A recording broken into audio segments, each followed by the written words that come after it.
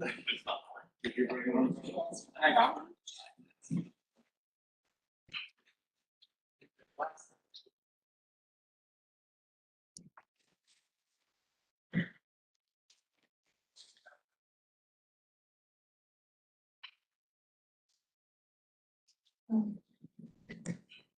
It's working? Okay. Hi everyone, my name is Mona Morsi. I'm a postdoctoral fellow at the University of Texas at San Antonio. I'm working with Dr. Saint-Curie and Dr. Olivier Guillaume. So today I will introduce you the concept of photonic lantern, and I will try to convince you that they are suitable for HWO. So first I would like to give you a bit of context. So on one side, you have a direct image of detection made by on-ground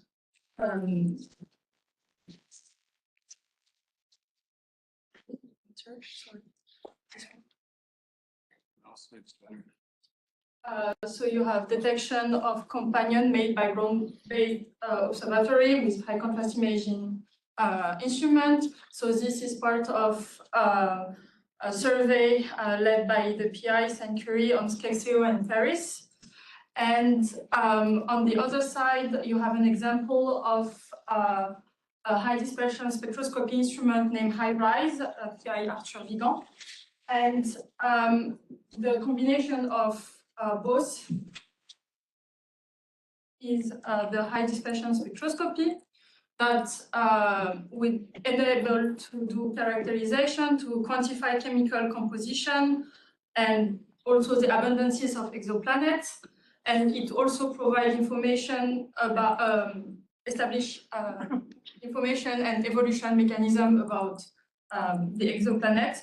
In order to couple these two instruments, usually we use single mode fibers because they are stable, also for their spatial filtering properties, and also because they are enabling diffraction limited beam with no modal noise. And also we have several ongoing HDS instruments that are working, that they prove that this concept is.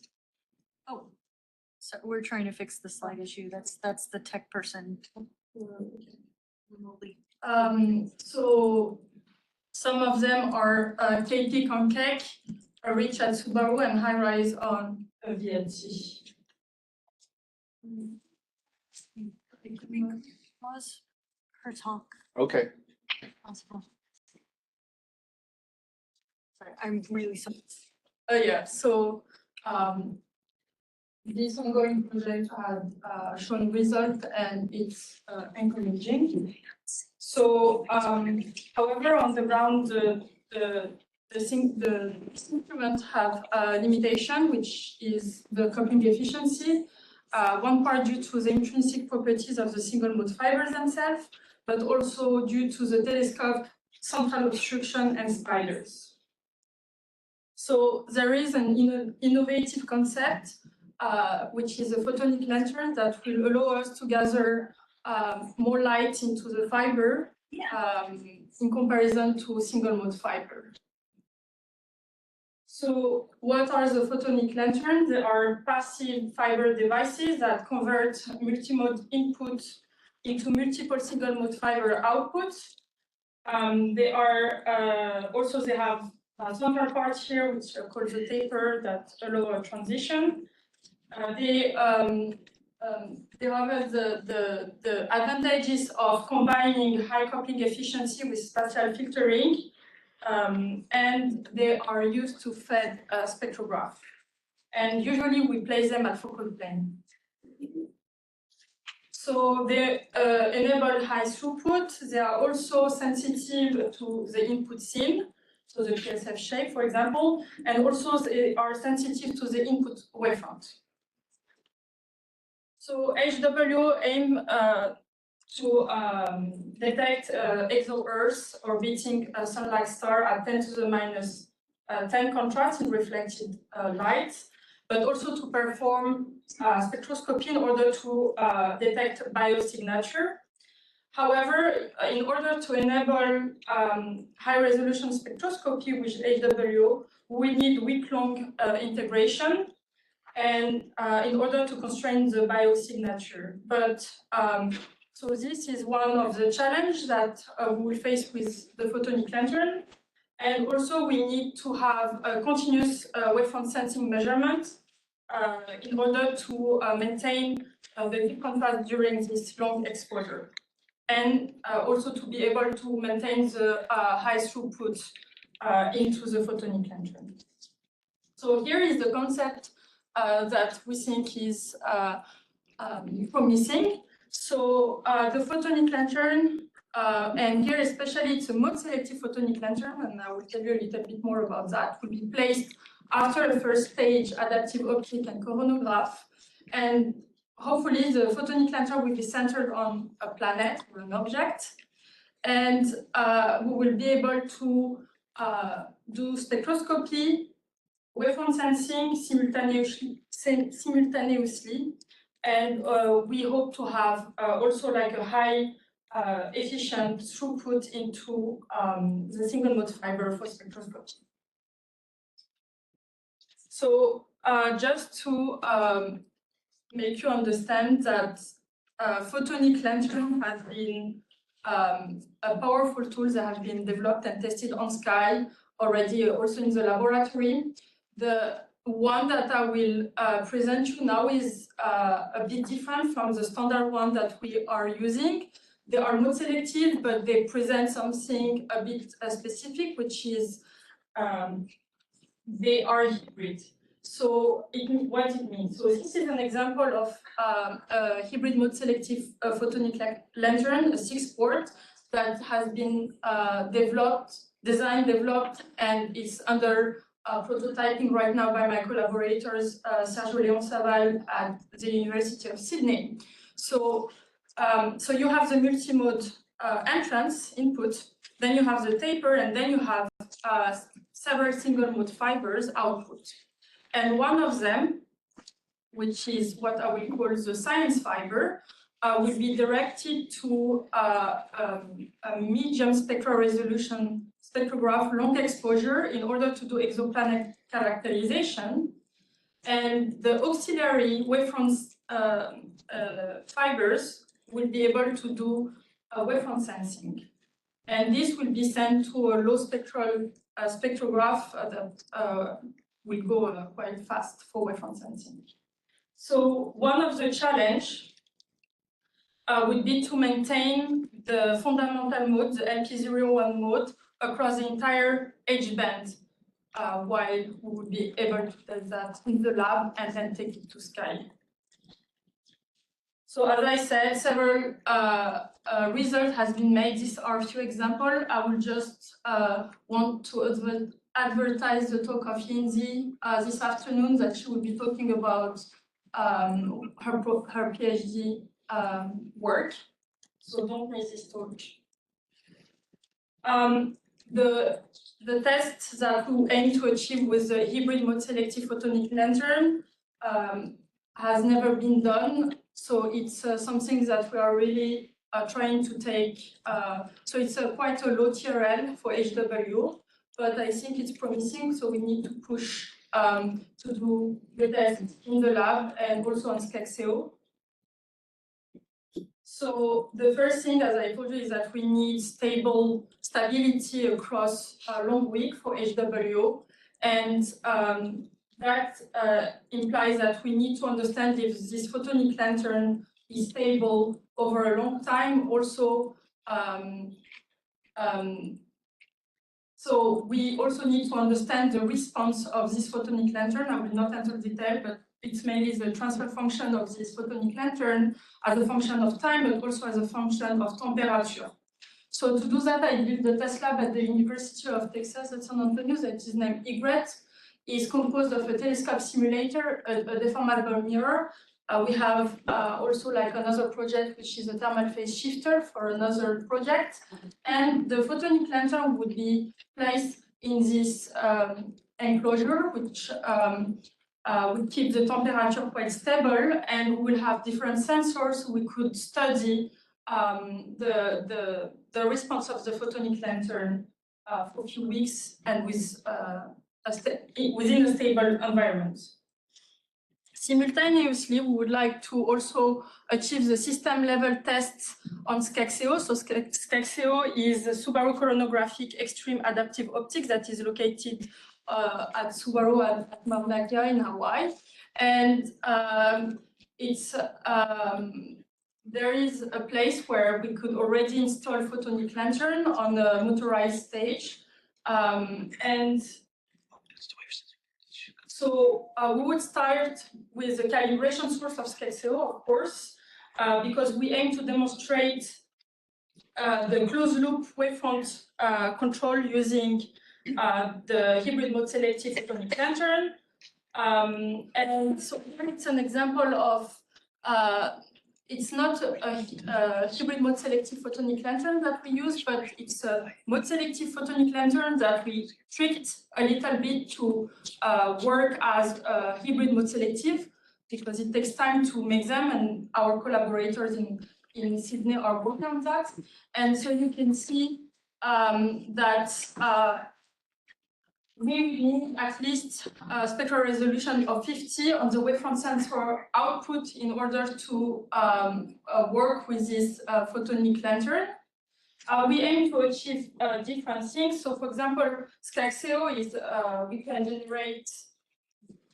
generate a star, a planet, speckles, and we will conduct several tests in order to achieve the control loop, but also using the DM and several methods such as the PFC, and also do calibration and maintain high throughput into the science fiber. And so the photonic lanterns are compelling. I will push forward for the hybrid mode selective one. That will enable high throughput, waveform control, and spectroscopy, all of that simultaneously. Thank you.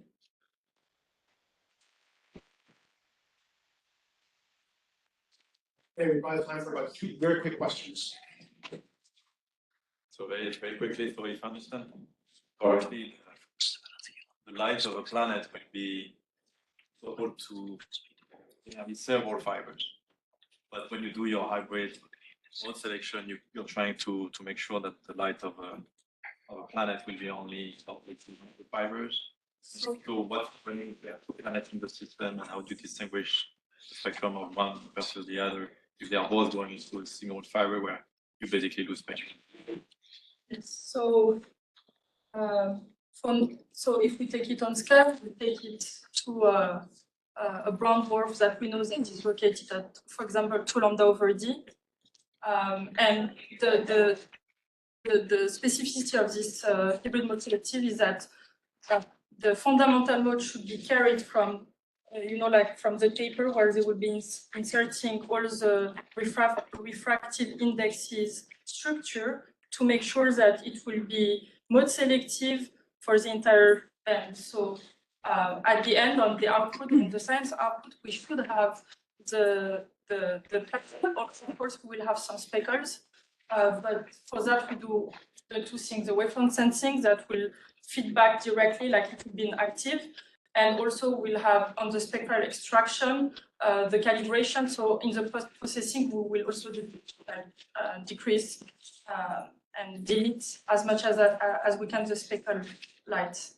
But the NCP and all of that should be balanced. And if we have 2 planets, we need to think about that. Thank you.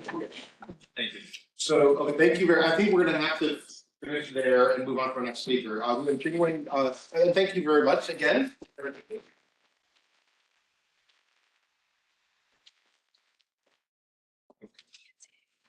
So fiber to be exposed. Light has to get into it. You're gonna have like already.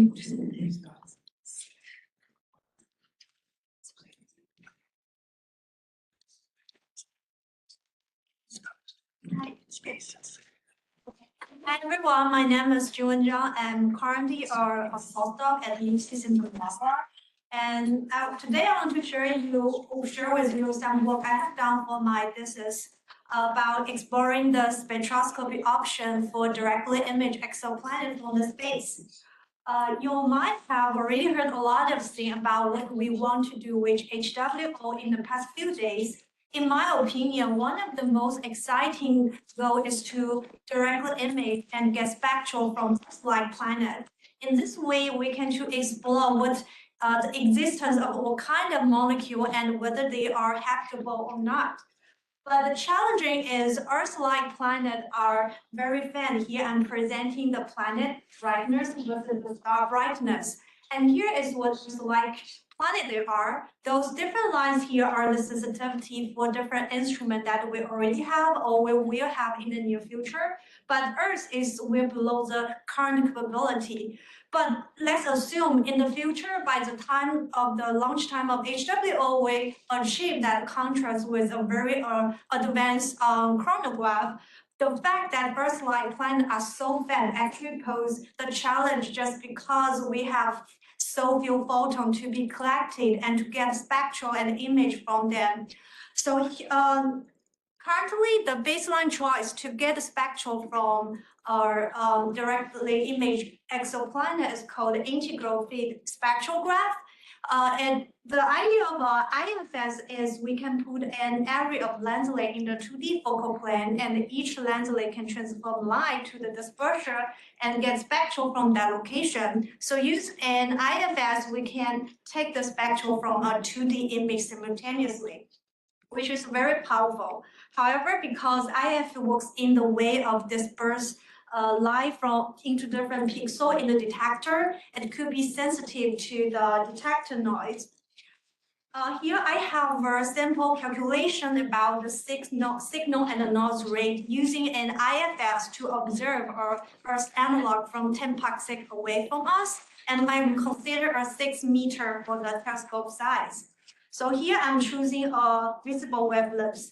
This is the signal for the planet, and in the y-axis, I'm considering the counts per hour in one spectral element. And I'm not considering a very high resolution, I'm just using a resolution of 140.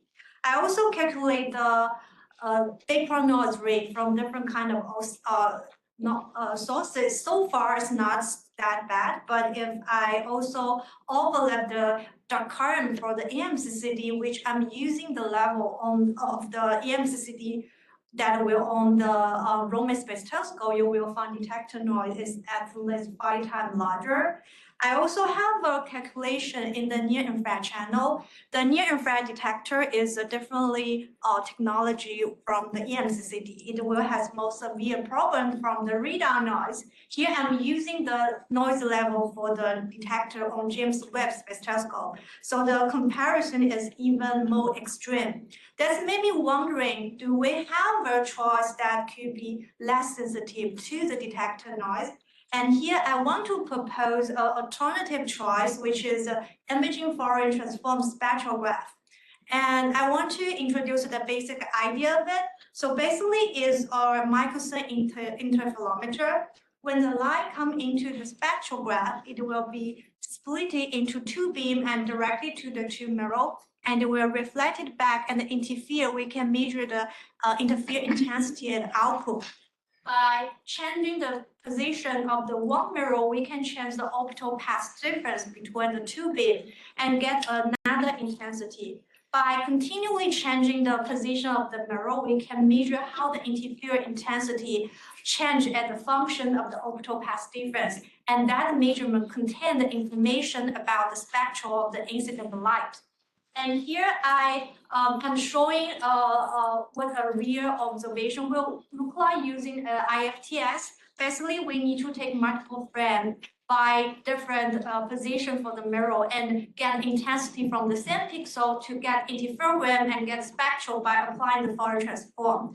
So in this way, we can also get a spectral using IFTS from the 2D image, which is similar to IFS. But in this case, we do not do the dispersion, so we'll use much fewer pixels in the detector, which means we are less sensitive to the detector noise. And FTS has another advantage is we can change the spectral resolution just by changing how we scan the position of the mirror. So with one hardware, we could potentially achieve different type of resolution as desired.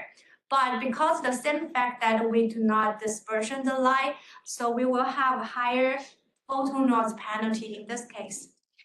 And FTS has been used by many missions in the past. And there is one pathfinder instrument that developed to work with high contrast imaging system in Subaru telescope led by Chris Mowan's group. And he will have a talk in another parallel session. He may have a little bit detail about that. So this, my question I want to answer is the alternative choice we propose is a better choice compared to the baseline choice? And to answer this question, I begin to build up the simulation tool that could help me to understand the trade-off between the two types of spectrograph. The first component of my simulation is the input. I including 4 components. They are the planet spectral, the zodiacal light, exozodiacal light, and also the residual star light. And here is what they look like from the visible to near-infrared channel. And the second component is I simulate the optics about the telescope, about how large it is and what kind of light loss we will face due to different components in the optics. And then I begin to inject light to a simulator to simulate the spectral observation. And I repeated the simulation for 1,000 times to have an estimate about the signal to noise ratio. And here is an example from my simulation. From left to right, I'm showing the interferogram spectral and the simulated signal to noise ratio. I compare my simulation with the analytical model here, which I don't have time to cover this, but the takeaway is my simulation agree very well with the analytical model, which give me the confidence that my simulation give the reasonable results. And I repeated the same procedure for IFS as well, and I repeated the simulation for 1,000 times to get an estimate about the signal to noise ratio. Again, here is an example about IF simulation with a great measurement simulation from the numerical value and analytical value. So now I'm trying to begin to compare the performance of the two types of spectrograph using my simulation. But before going to the result, I want to highlight what the wavelengths I'm using for my simulation. So here it is, I'm considered a visible channel highlighted by the orange shadow here. I choose this because there is the oxygen line in the middle, and I only consider a 10% bandwidth, which is limited by the chronograph. I calculate what the required exposure time to achieve a SNR of 5 by the two types of spectrograph as a function of the detector noise. So the dashed line here is the current level we can have that from the Roman space telescope. So I found in the visible channel, actually the choice we propose here is not a good option because it's limited by photon noise. However, the baseline choice is very sensitive to the detector noise. If we can reduce the detector noise, the required time will be much lower. So the takeaway is in the visible channel, the answer is no. Our proposed choice is not a better choice. But what about the near-infrared channel? Then I repeat my simulation in a bandwidth shown in here with a water absorption feature. I also calculate the required exposure time to achieve a SNR 5. And here is still the axis here is the detector noise, and the dashed line here is the detector noise rainbow for GWST. So in this case, our proposed choice is more efficient. The required exposure time is less, although it's tiny by eyes, but it's in log scale, so the difference here could be a lot. However, its advantage will become smaller if the detector noise will be reduced, and the flicking point has around half of the current level. So the answer in the near-infrared channel is it depends how low the detector noise will be reduced in the future. And At last, I want to highlight one thing. You might notice the unit for the watts here is not minute, not second, but hour.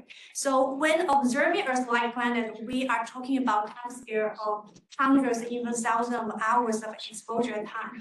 And the only way we can maintain the exposure time below 100 hours is to use baseline choice, but with a detector with much lower detector nodes, at least 1 to 10 times lower than what we have today. And there's one thing I want people to remember from my talk is we need better detector to achieve the goal of directly get spectrum from Earth-like planets. And that's all from my talk. And if you are interested in how we can reduce detector node, you could talk with Guillaume Hoover, who is here in person.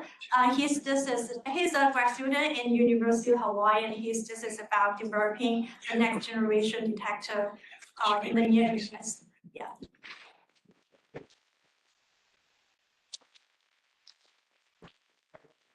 First, we need better detectors.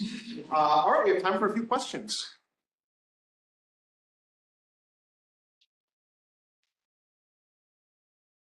Hey, nice talk. I'm Tyler Groff, Goddard Space Flight Center. I had two questions actually. One is I didn't see how many what your pixel sampling assumption was for the IFS lenslets. In our paper, we tried different, like we have another plot to show using different pixel per spectral element. Here we use 6. And if we use it's 6 per spectral element. Okay. But it's 6 per spectral element per lenslet. Or personally, but then my second question was I didn't the equation for the noise, but you're using fewer pixels, but you're taking many exposures and multiple realizations of the noise across multiple images that you're Fourier against. Did you account for that in your noise? So actually it's same for IFS and FTS because in the space we got cosmic ray heat. So we need to keep the exposure time per film in the shorter time, like 1,000 seconds. Even though for IFS we need to take multiple films and like add them together. So that affects the same for the 2 type of spectrograph. Thanks. Have you looked at whether you get any wavefront control information? The leap you're doing with the reference mirror in addition to crafting spectrum? Yeah, so that is a very good question, but as the Explore project here, we only consider point source simulation here. We do not have a 2D simulation with a high contrast imaging system. So I do think that we have some effect, but it's not included in our project. I also want to think about if there could be a way to combine like a nulling function since you're doing an interferometric geometry.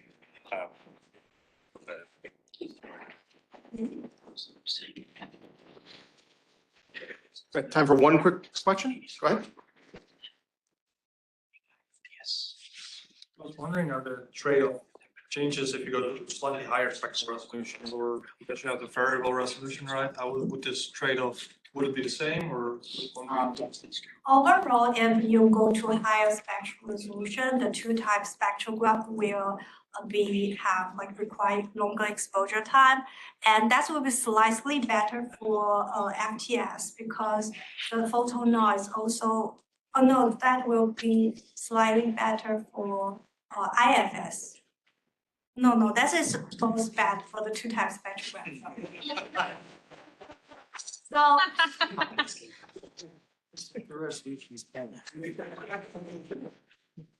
All right. Well, thank you very much again.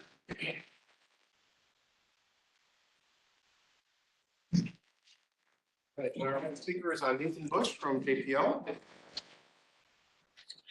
Oh, and this is our remote talk. Can I get a quick sound check? Can you hear me? You are coming through. Give us, it might be on a bit of a mic. Let's double check your mic. So you can't hear me.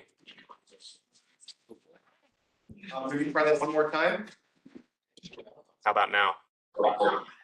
We're getting a lot of static and breakup in your audio. Can you do a mic check on Caleb?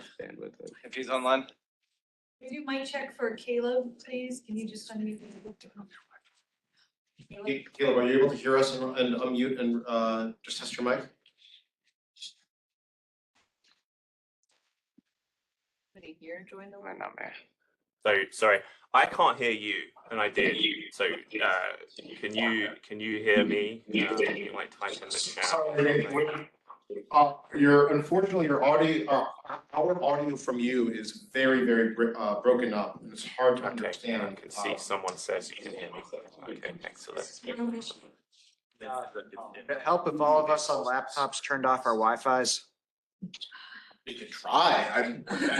You could try calling on the Room audio issue rather than a room Wi-Fi, but sure, everyone wants to get off Wi-Fi. Really helping, but. I'm gonna try to kill the mics in this room and maybe that will help. So I can see that people on the WebEx online can hear me, but I don't have confirmation that you folks in the room can hear me. I can hear you all absolutely crystal clear.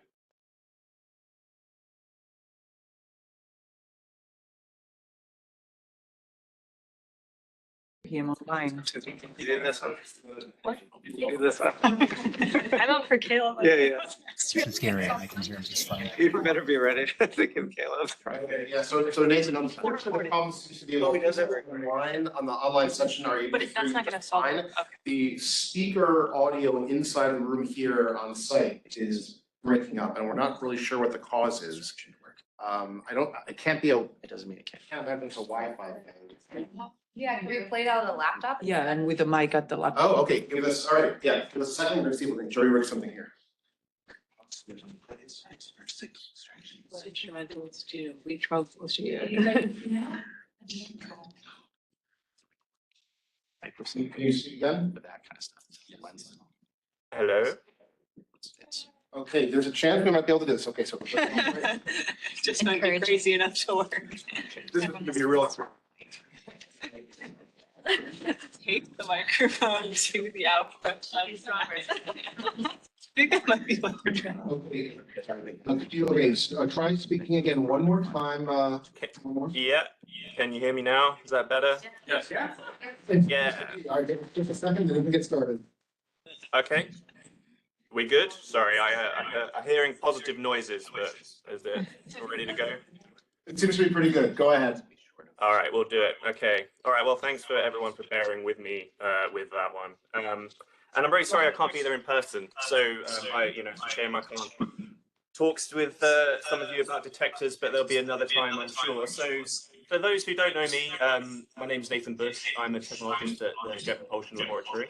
And I'm sure many of you have heard of the Roman chronograph instrument, which is an important technology demonstration for many of the technologies we're going to need on habitable worlds. And I've been lucky enough to be part of Roman CI for about 10 years now, in one form or another, starting from the very beginning when we were figuring out, well, is there a detector up to the job, going all the way through to delivery of the flight instrument at Goddard. And I have to say, it's been an absolutely wonderful experience, one I'm very thankful for. So for my talk, I wanted to talk about some of the lessons I've learned going through that process, in case any of them are useful for either habitable world-based instruments or any other instrument that wishes to use these detectors or camera systems. So I'll start by explaining Roman CGI very briefly.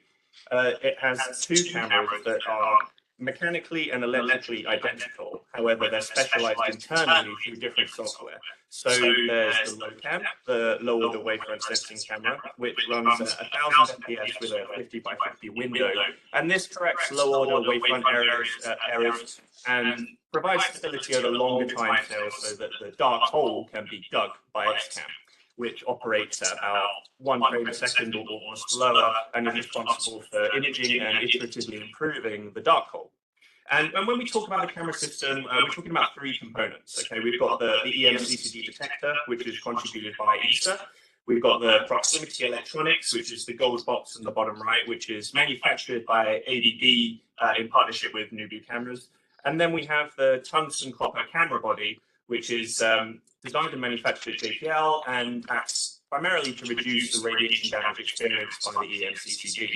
So before I go any further and dig into the gory details, I'll just briefly explain what an EMCCD is, just in case folks in the room are unfamiliar. It's very similar to a standard CCD. It operates through the application of timed voltage pulses to move charge through pixels sequentially down towards the output. But the difference is that there's an additional register, the EM register, which has 2 electrodes specialized for region of high field, which as carriers pass through them, they experience EM gain. And you have about 600 of these elements, and they can give you gain anywhere from unity up to about 10,000. And the result is that the read noise is reduced by the factor of the applied gain. So at high enough gain, you can count individual photons. But with everything in life, you don't get this for free. There is an associated noise penalty, and that noise penalty depends upon the mode in which you operate the device. So we talk about three modes. There's the unity gain mode, which is just operating as a CCD. There's analog mode, which is where you operate with gain to reduce the read noise, which is the primary mode for LOCAM and HOFUS on CGI. And then there's photon counting mode, where you operate with high enough gain and thresholding, and you can count individual photons. And you can be clever about how you operate the device in each of these 3 modes to give you optimal performance of the instrument, which is what I'm going to talk about. But the thing is that these 3 modes mean that you have to think about noise a little differently. So in photon counting mode, since we have that read noise, we're now more worried about things like dark current and clock-induced charge, which is a signal generated by the clocking of the device itself. Which leads me very nicely onto this table here, which summarizes the requirements for Roman CGI, which were developed a few years ago now. And next to them, I've shown what we think the current best possible EMCCD performance is, looking at papers from the literature and measurements across various labs. So I'm not going to talk about the Roman CGI measurements specifically in detail here, because I'm low on time, but what I will do is give you a shameless plug for my paper, which does go into detail about each of those measurements and describes a lot of the results I'm going to show here and the methods in which to achieve them. So I'm going to start with the read noise, which in my opinion, lowering the read noise is the, there is an audio problem, I think. Oh, there we go. That's actually so much better. Thank you. Now I can't hear myself talking, which is much clearer. So read noise. Number one thing, primary thing with an EMCCD camera system, reduce the unity gain read noise as much as possible. Seriously, I've gone on about it so much, it could probably go on my tombstone at this point. Like, even though you can increase the gain to reduce the effective read noise, that comes with a noise penalty. And what I've done is I've taken a normal QE plot for a CCD201 on the right-hand side, and I've shown you what I'm dubbing the effective QE of operating an EMCCD in different modes. And when you operate in analog mode, you need twice as many photons to get the effective same signal to noise because of the excess noise factor. But when you operate in photon counting mode, the thresholding effect means you lose approximately 10% compared to operating in unity gain mode, but it's much, much better than the analog mode operation, and you can now count individual photons. So this plot, you know, I've just swept over a lot of things to create a simple plot here. It's not a comprehensive discussion, but it gets my key point across, which is that for a good EMCCD system design, you want to maximize the regimes where unity gain mode apply and where photon counting mode apply, and minimize the region where you're impacted by the ENF. And this can be achieved in a few ways. You can reduce the pixel rate, because that reduces the unity gain read noise. Now, Roman CGI operates at 10 megahertz, and that's because XCAM and LOCAM needed to facilitate the same design, and LOCAM operates at 1,000 frames per second. But if you took each of these cameras in isolation and optimized them specifically for their individual purposes, then you'd be able to improve performance significantly. So operating at 1 megahertz, the read noise of the EM output is about 14 electrons, but you can also, for unity gain measurements, just read out the standard CCD output where the noise is 8 electrons at 1 megahertz. Now, the problem with running slower is a phenomenon called frame smear, which is signal accumulated throughout the readout process. Now, Roman CGI had a frame store removed, and again, that's because it needed the same sensor camera system for each of the 2 cameras. So what you could do is have a custom frame store, which allows you, a few hundred rows in height, enough to the dark hole to be imaged, that will allow you to run slower and completely eliminate the effects of frame smear as well. So Maximizing operation in unity gain and photon counting mode. How do you do that? Well, how do you get the best performance? Well, you need to optimize your dark current, the CIC, and the full well capacity. So we've measured dark current as low as 0.05 electrons per pixel per hour for XCAM, and we haven't seen signs of a flaw. Like if you can cool, you can go lower. For clock-induced charge, we've learned that actually it varies device to device and that it's dynamic in the early stages of the detector life. We recommend that the devices are deliberately aged a few tenths of a volt before CIC is measured, and then you pick the best device for your application, because by then the CIC is settled. And also, it's generally true that people operate fast to get the lowest CIC, but you can operate slow and get low CIC as well. We've achieved 6.9 times 10 to the minus 4 electrons per pixel to frame, measured at a 1 megahertz serial readout, so it's the benefit of that lower read noise as well. For full well, we've developed clocking techniques that can effectively double the standard full well capacity on these devices. So for the CCD311 on Roman CGI, it was originally supposed to be 50 kilo electrons. We've optimized it to 100. On the 201, we're achieving 170. So that's improving the unity gain dynamic range of these sensors as well. Now, I'll move on to the lifetime characteristics of the device, which is what people normally bring up when they're talking about systems involving these detectors. And for lifetime, there are two things. There's radiation damage, and then there's device aging. And I'm going to very briefly touch on both. So for Roman CGI, we had a custom EMCCD developed called the CCD311. That has an implant which basically squeezes the charge packet volume to a factor of 2 smaller for an equivalent magnitude. And as the charge is swept through the device, it means that the fraction of radiation-induced traps it encounters is reduced. So it makes it much harder to resilient to radiation damage. And then the housing that I showed you earlier, the tungsten copper housing for these EMCCDs means that we're expecting to achieve after 5 years around 1 times 10 to the 9 protons per centimeter squared, which is a few factors lower than other large-scale space missions because we were concerned about the radiation hardness of the EMCCDs. So throughout this development process, we've had significant progress in measuring and mitigating the effects of traps using single trap pumping. And we have a model that basically correlates the measured effects of traps with the actual charge transfer performance. We've usually got a rainbow plot in the bottom right where they match very closely. And also, even though we believe the CCD311 has been qualified for CGI with margin, I think that there's room for more to explore. There are additional techniques you can employ to make these devices harder to radiation damage, but the recommendation is basically to perform these investigations at the nominal operating temperature of the mission. In other words, irradiate them cold as they would be in flight, and then test them after they've been irradiated without warming them up, because that changes the result you're going to get for charge transfer measurements. And then device aging. So what happens here is as you operate the device, a small fraction of carriers gets trapped in the dielectric. And that creates a voltage shift built into the device, and that decreases the gain you're going to get over time. We call this device aging. And we were concerned about this for Roman CGI because the low cam is actually staring at very bright objects and operating with reasonably high gain values. So we were concerned, well, are we going to see this effect, and to what extent will it play out as CGI operates in its tech demo period, and then if it wants to make observations afterwards. So we deliberately took a 311 and we aged it deliberately using signal profiles similar to the low cam use case. And then we measured the degradation rate as a function of signal and then used that to predict the lifetime. And even though it started fairly fast, we found that the total degradation for the CGI tech demo period is less than a volt. And then for a 5-year lifetime, it's less than 2 volts. It slows exponentially as you continue to age the device. And we know that there is at least 5 volts of lifetime in these devices. And to go from 2 volts to 3 volts is at least another 15 years. So the conclusion we saw from this study is that as long as you're operating these devices sensibly under saturation, then lifetime isn't really a concern for them. You just need some provision for protecting against accidental exposure, which we have implemented in the actual electronics boxes themselves.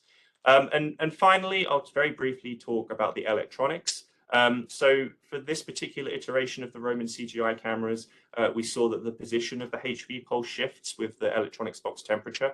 And that means we have to tune the position of the clock depending upon temperature to get best performance. And so in future revisions of this kind of technology, we want to remove that dependence. We've got different HV clock architecture designs. There could be a firmware update.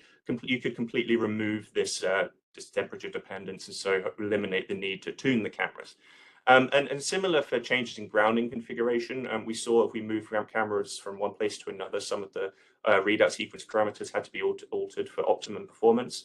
But we've shown with a prototype camera built here at JPL, that actually there are ways you can change the electronics design to remove that effect entirely. So that's my talk.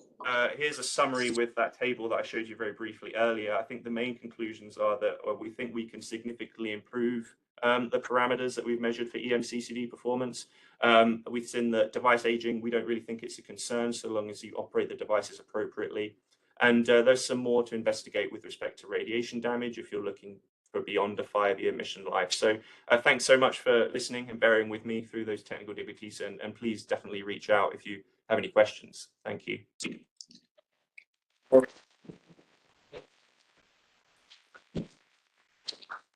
So thank you so much, Nathan, and we do apologize again for the technical difficulties. Unfortunately, we're out of time, so we're going to move on to our next speaker, Feng Zhao from JPL. So we're going to be switching back over to the in-room slides. And yes, there's the mic right there.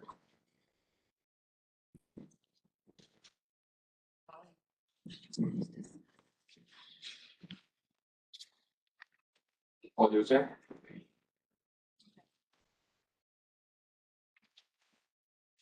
Yes, with Roman.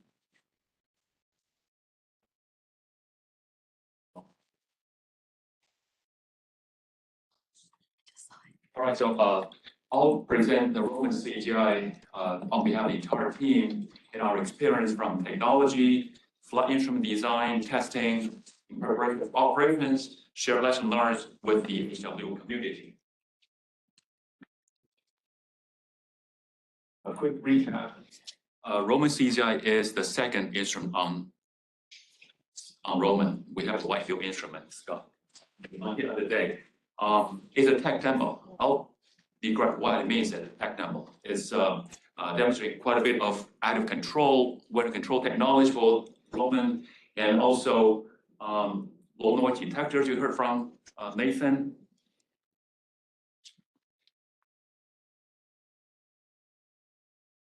And we expect the instrument performance at the low to the -9 level in flux radial noise. It's pretty good for given the telescope aperture. We do have a spectrometer. We also have polarimeter on board. As mentioned, there's a tech demo instrument for HWO. And a little bit timeline history. We started CGI 2013, 12 years ago. And we do have our 3 or 4 years, time early to demonstrate technology before we became a flight instrument. I'll share you with our, experience on flight instrument design phase, and the instrument was fully tested, delivered to Roman last year. We're working together with Roman and Goddard, finishing up the final launch preparations. The project estimates the launch date will be October 2026. After that 90 days in order to check out, we expect fully operation at some point in 2027. The instrument is quite big. It's the size of a small piano.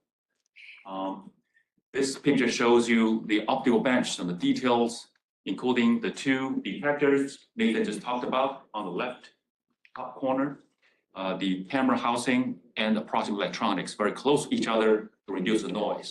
On the very left, you can see the black color. That's the thermal radiator to cool the camera chip to the desired temperature.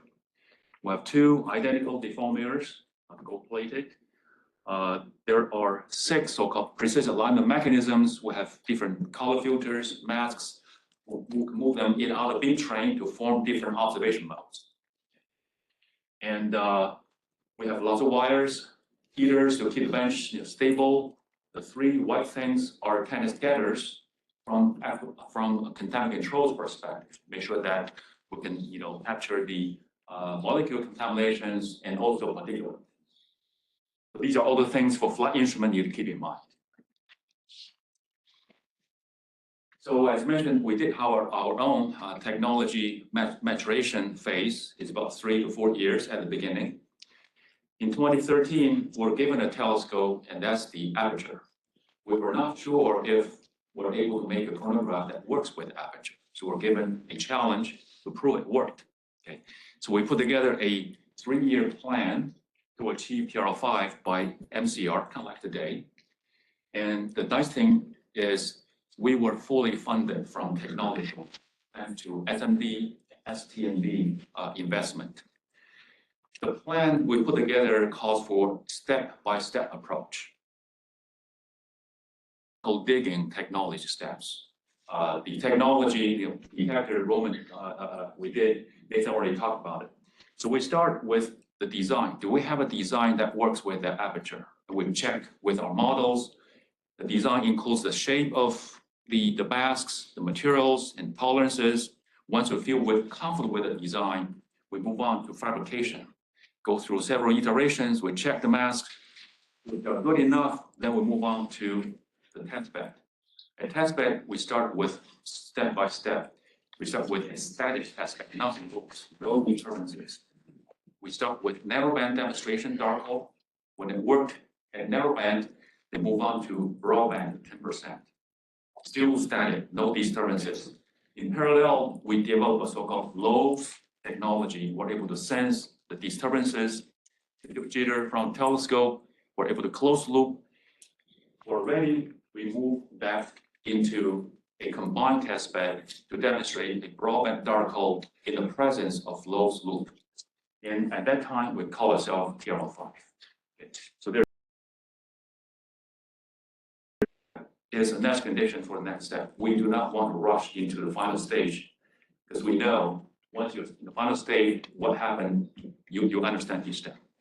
So that's the philosophy, and the technology roadmap we put together for HWO carries the same philosophy into that plan.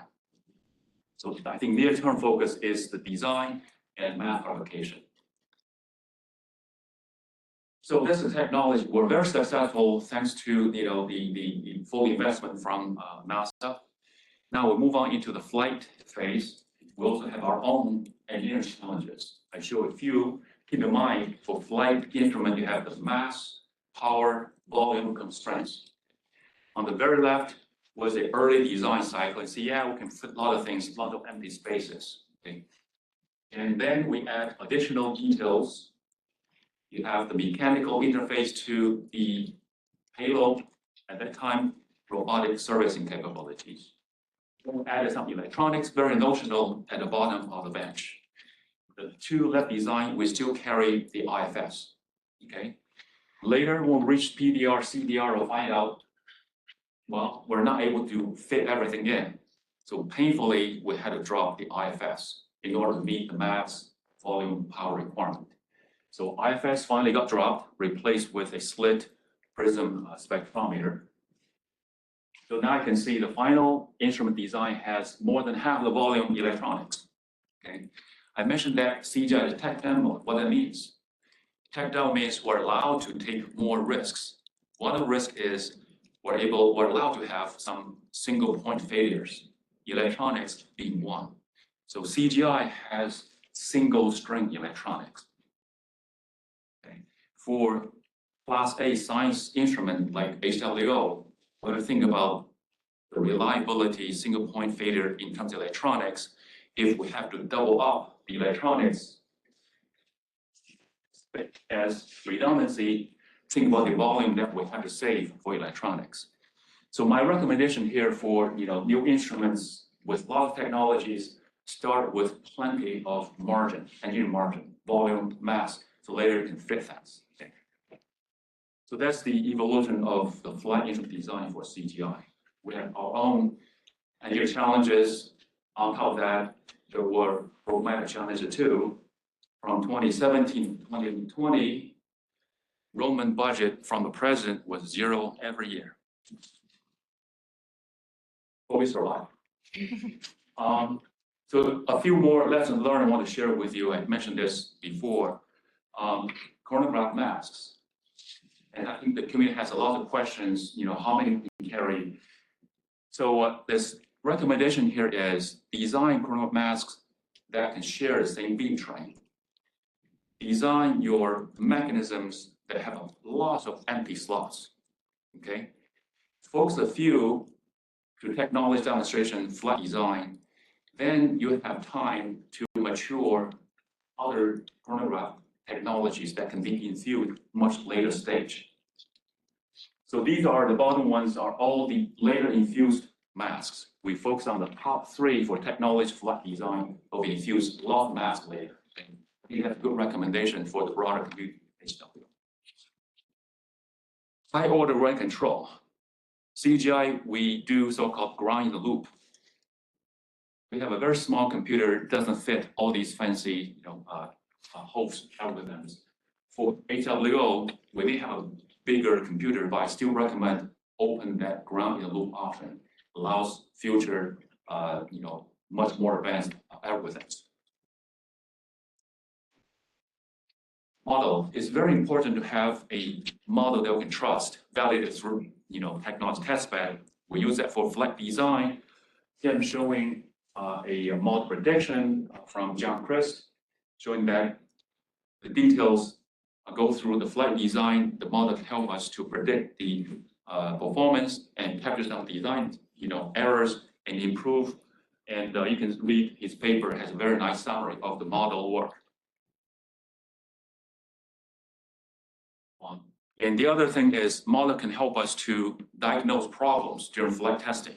It shows one example.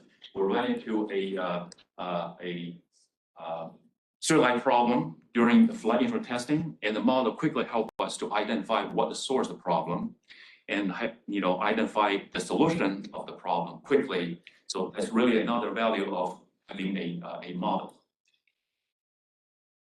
So we deliver instrument already for operations. The operations is another big knob to help us to improve the performance. You heard about a lot of talks of differential imaging that shows the Roman CGI concept from raw contrast with differential imaging, post-processing. We can achieve quite a bit of gain. I think this is something that HWO is studying, and we're inviting the community input to help us to tune the Roman operation to get better performance. Yeah, show that I think this chart is a lot of times the art, Hubble, Webb, and CGI is a critical stepping stone, and we're hoping to achieve better performance in orbit after we tune the observations. I do want to acknowledge CGI is JPL led, but with broader coordination, including NASA centers, academia, industry, and all international partners. I think we should carry that whole, a broader team together. HWO, there's a much bigger challenge. Fully funded technology paid off. Broader partnership is critical. And be ready, deal with challenges. Engineering programmatic. And we're ready to launch Roman on schedule next year and join us in the CPP to help us to demonstrate critical technologies for HWO. And there are 2 special editions, JETIS 2016 on technology. In the last 2 months, you can read out all the flight instrument summaries.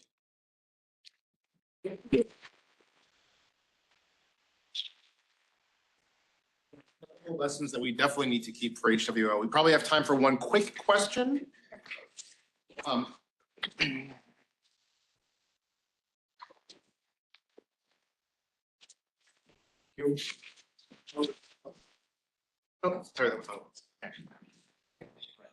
Question about the IFS. So in hindsight, what should you have done differently about the IFS? Was there something you could have done that would have cut it off earlier so that work was not spent? Or was there something you could have done that would have accommodated it in the final launch? I'm just wondering, in hindsight, what experience you could share that which is not maybe. So there's a unique thing for CGI. We're not allowed to drive Roman at all. But volume, stick with it. Okay. If we're able to push a little bit more mass and how we're able to keep IFS under Roman. That's a very different special programmatic requirement of CGI. Hopefully, HWO chronograph is able to drive and to accommodate, the desire from chronograph perspective. All right, thank you very much.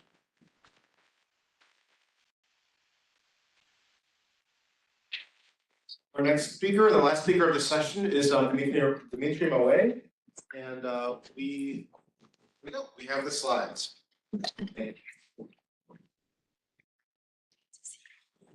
Right. Yeah. Thanks for sticking around. And we won't regret it. I was quite appalled that there were so few talks on chronograph technologies this week. And this is a shameless plug. We're going to try to fix that. So open your laptops, take out your cell phones. We have the LEO conference in Pasadena in February of next year, 2026, February 2 to 6. Brian is also the co-chair with me on the organizing committee. So I hope to see a lot of you there. So let's talk about the apodized vortex chronograph for HWO. I want to highlight the work from Suzanne, Ariel. We also use the CDS framework from Emil and Russ.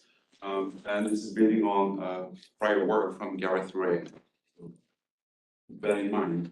So I don't have time to go into the details of what the vortex chronograph is and the difference between vector and scalar vortex chronograph. So stick around a little bit longer to go see Niati's talk in just an hour or so. So just as a reminder of where we are with the vortex chronograph in the lab, so there's been a lot of work over the past decade led by Chin Serabin and Jorge Diocezon at JPL. In 1% bandwidth, the state-of-the-art is 4 × 10⁻⁻⁻, so on par with the result from the LEO chronograph, so the breakpoint order. In broadband, so 10% bandwidth, we are roughly at 1 to 10⁻⁹. Right, so we still have an order of magnitude to go.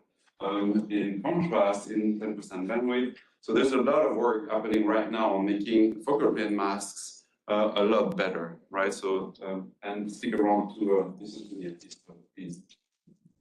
So, vortex chronograph is great, it works great on a clear aperture. Unfortunately, it's not the case when you start to have obscuration, so a central obscuration and segment gaps and spider support, all of these things don't play well with a single focal plane vortex chronograph.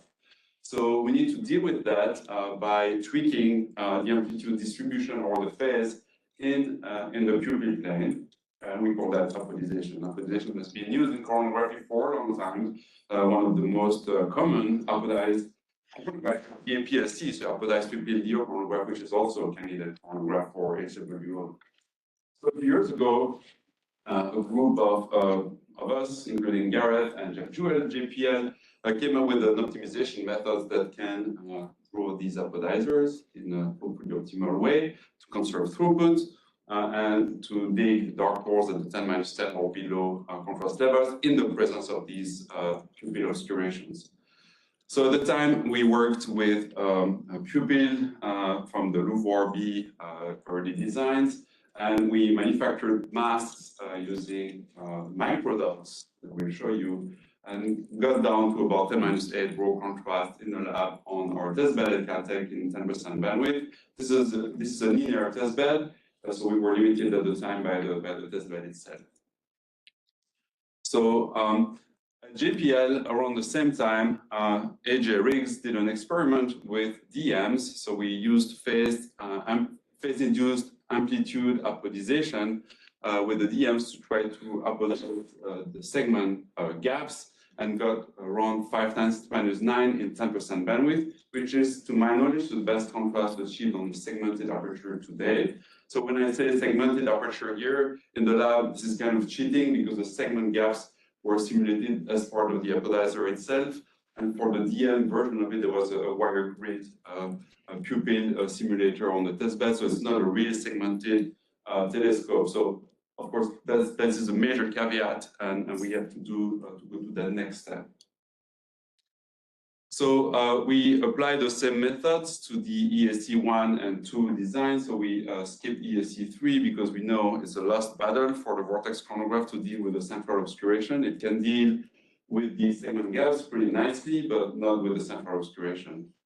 And so we came up with this optimization method based on the EFO, which actually in practice is a lot simpler than you might think. It's just propagation and reverse propagation, and then you do a thresholding in the pupil plane to come up with an amplitude apodization pattern that looks like this for ESC1 and like that for ESC2. So the apodization is quite mild. It's a few percent up to 10% amplitude modulation. And you can see the dark core can be dug at below 10-10, no problem. It's also, because it's amplitude-based, it's achromatic. And the effective throughput is also pretty decent, not far behind a clear aperture vortex chronograph. So an interesting point here is that if you reduce the size of the dark zone, you can actually recover a little bit of throughput. So we have some leeway here, some trade-off to do between the size of the dark core, so the outer working angle, and the core throughput. So what really I'm trying to strive for, and this is a hard problem, is whenever we tweak these chronograph designs with an apodizer, with some subtleties on the focal plane mask, also how the chronograph itself plays out with the wavefront sensing and control, and when we dig dark core with EFCs, for instance, we need to really pay attention to the robustness of the chronograph. So sometimes we find some tricks, like we're going to treat that part of the pupil or apply some shapes on our different parameters. But in the end, we always need to check whether we conserve the robustness of our chronograph. And in the case of the vortex chronograph, early on, we made the choice of going to a charge 6 vortex chronograph, which is a 6th order sensitivity to, say, tilted, a 4th order sensitivity to defocus, astigmatism. We really want to keep this robustness even when we add these elements. And so the good news here is that for these mild grayscale apodizers, we actually keep the sensitivities as a clear aperture vortex chronograph. So this is actually pretty good news. So with this optimization method, it's only one part of the problem, right? So we have these grayscale amplitude patterns, but now we have to make them in reality and not just in simulation. So in order to do that, we have to translate the grayscale pattern into a microdot array, right? This is step one in actually making these apodizers a reality. So there are multiple dithering techniques that one could use to translate a grayscale pattern into a dithered microdot pattern. The Floyd-Steinberg algorithm has been used for a long time to realize the apodizers of the Gemini Measure and Sphere and other APLCs. And we realized that at the 10-10 level, these algorithms actually introduce some artifacts. This is actually a known problem called the warm artifact for this algorithm. It only shows up at these 10-9, 10-10 levels.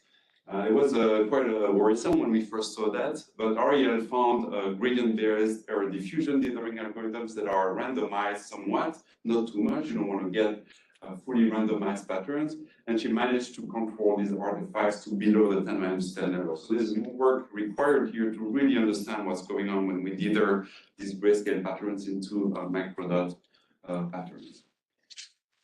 All right, so I'm pretty fast. So this is my last slide. So the apodized vortex chronograph provides quite a high performance and robust Starlight Suppression solution for HWO. We are starting prototyping these designs with carbon nanotubes and black silicon. This is actually a picture of the first prototype for ESC1 that was made not far from here by John Agopian using carbon nanotubes. And our next step is to test these into our testbed at Caltech, and then later on, if we get our SAT on the Decadal Survey Telescope, testbed at JPL. So we're hoping to do a few iterations of these designs and converge ultimately to the 10-10 level. Thank you.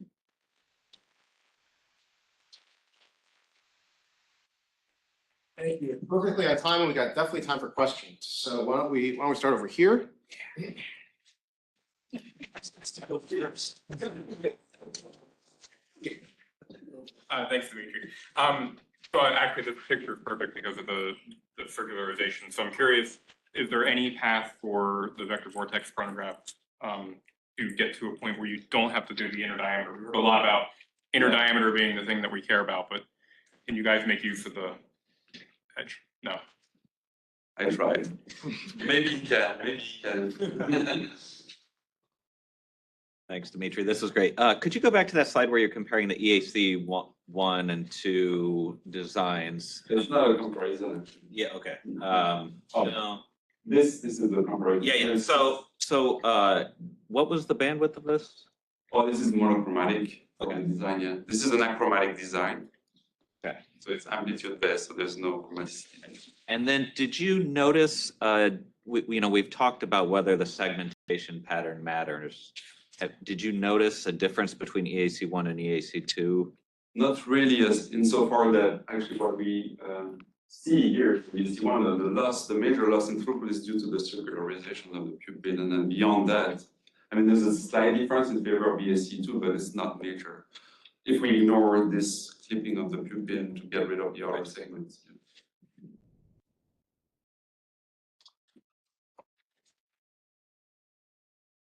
Hi, awesome talk. I'm Jaren at UC Santa Barbara. I was curious about the low order aberration sensitivity. Yeah. As a super noob to chronograph design.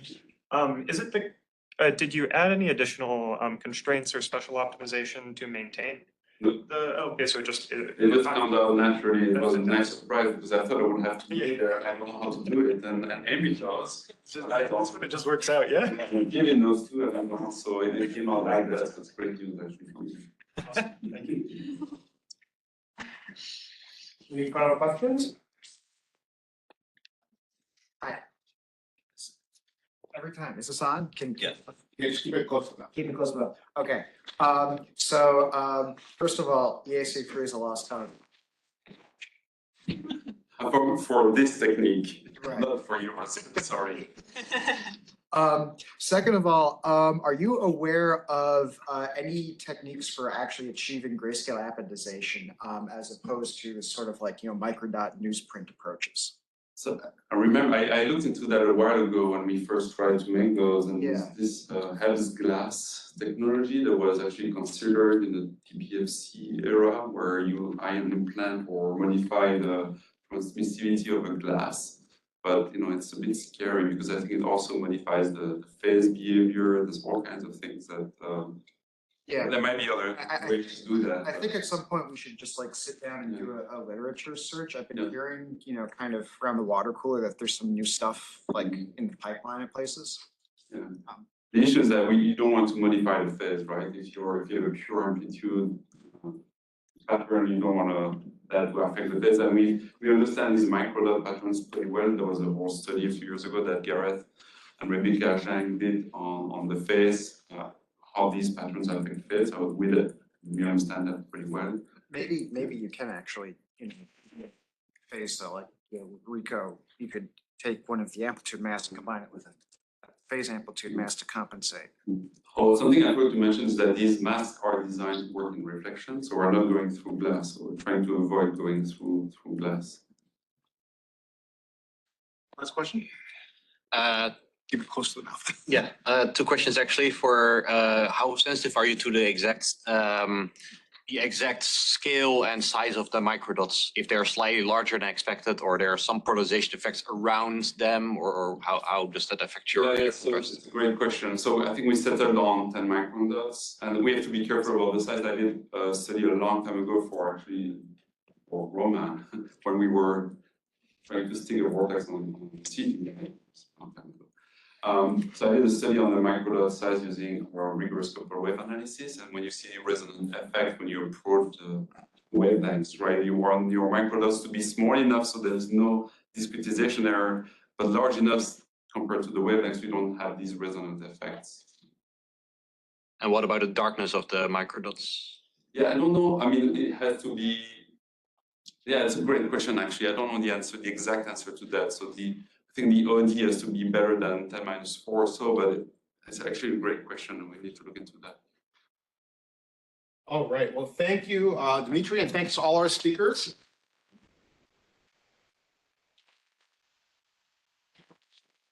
When that conference is next year, is it February of next year? Yeah, February 6th, 2026 at Pasadena. Keep that in mind. All right, thank you all so much. We do apologize for all the technical difficulties. That's been the first session of the afternoon. We will reconvene for our second session at, I believe it's 4:40. Yes, unfortunately, we'll reconvene and My name's Eva. a little better sorted. But I would enjoy it. Rochester. Hello. So, okay. I just want to put a plug in there. Other people are plugging for like conferences and stuff like that. I would like to put a plug in for Bearcam. I don't know if you all are aware of this, but Katmai National Park runs this live stream of this one particular set of waterfalls, Brooks Falls, where salmon go to spawn, and the bears have identified this, and you can just around about this time of year see a string of bears all camped out on the waterfalls going after the salmon, and it is excellent. Charlie asks in the chat where my bear suit is. I thought I would go a little bit more professional today. Also, the bear suit's in the bear suit with the tuxedo is in the cleaners. So I thought, you know, you guys probably didn't want the party bear suit. Anyway, I can actually live stream Bearcam if you're interested. We're good.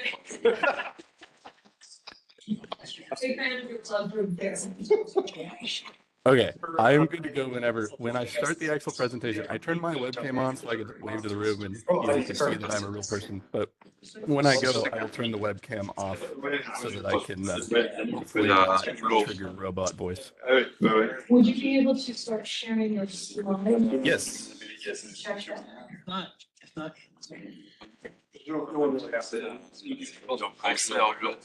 Charlie would like you to provide. Sorry, I didn't catch the second bit. Oh, that Charlie would like the link to my Bear stream. Oh, yes, I can put that in the chat. You go here and you just Google search Bearcam. Right here, first results. This is the real value that I bring to HWO. Like the test beds are cool and all, but this is the stuff right here. All right, Josh is going to. For those on hand, simply you may have to deal with a little bit of during the introduction, but then I will mute the podium mic. So everything should be fine audio-wise. All right, everyone, thank you very much for being here for the second session of Starlight Suppression on the very final day of the conference. We do apologize for having a slight error in the time that we said we'd be returning, but we do need to get started now. So for now, we have Caleb Baker from JPL giving us a talk, so please let's give him all of our attention. Okay, thank you, everybody. Like I said, I'm gonna wave to the camera, and then I'm gonna turn my camera off so that I don't eat bandwidth and go robo voice on you. Okay, so thank you, everyone. Let me go into presenter mode here. Okay, so yes, my name is Caleb Baker. I'm here on behalf of the rest of the testbed team at JPL. I am the overall lead for the JPL chronographic testbeds. So today I thought I would come in and give you guys a look at our overall testbed strategy and roadmap, and then a look at the specific singular testbed that we are designing right now. And then I will ask you all for help at the very end. And I have a lot of stuff and not much time, so I'm going to go through pretty quick. So let's take a look at the overall roadmap. The charter for the chronographic testbeds JPL is to demonstrate model-validated performance of chronographic technologies capable of imaging Earth-like exoplanets. And we are going to do that in our beloved TRL6 to TRL5 to TRL6 demonstration process. This is mildly nuanced at the moment because, as you are aware, HWO has not selected its preferred chronographic architecture and is indeed looking at us on the testbeds to help them make that selection. So apologies for the TBRs in a couple of these tables. One thing we do know is that at TRL5, we will likely do a slightly pared down demonstration. We'll be using smaller AOX or smaller 48 by 48 AOX, 50 by 50 BMC, somewhere in that regime format DMs. And we will be separating out the digging the dark hole demonstration and the stabilization demonstration of the dark hole. And then in TRL6, of course, we'll combine all of those together, move to the full format of the DMs after the DM vendors have gotten through all of their TRL5 demonstrations and so forth. There's a slightly more granular version of that exact same information. So you can see here the split between a quasi-static demonstration test bed where we dig the dark hole and a stabilization test bed where we test out dark zone maintenance, Anarchy wavefront sensor control or closed loop operation, that sort of thing. You can also see here, one of our coronographers, David Marks, made a great remark in one of our tag-ups. He said, you can either move step by step forward to make a system work or step by step backwards to figure out why it doesn't. And so we have laid out what we believe to be a nice, sane, staged process to getting to our TRL5 milestone. What we're at right now is at this very first stage, we're looking at getting to that first one e to the minus 10 contrast demonstration. So the facilities for doing this work, of course, JPL, we have a long heritage of high contrast imaging facilities. So for the quasi-static demonstration testbed, we are looking at renovating the second decadal survey testbed. For the stabilization testbed, hopefully in the future, we will be making an entirely new testbed in our mid-sized chamber, which you might know as OMC or CGI's functional testbed or operations testbed.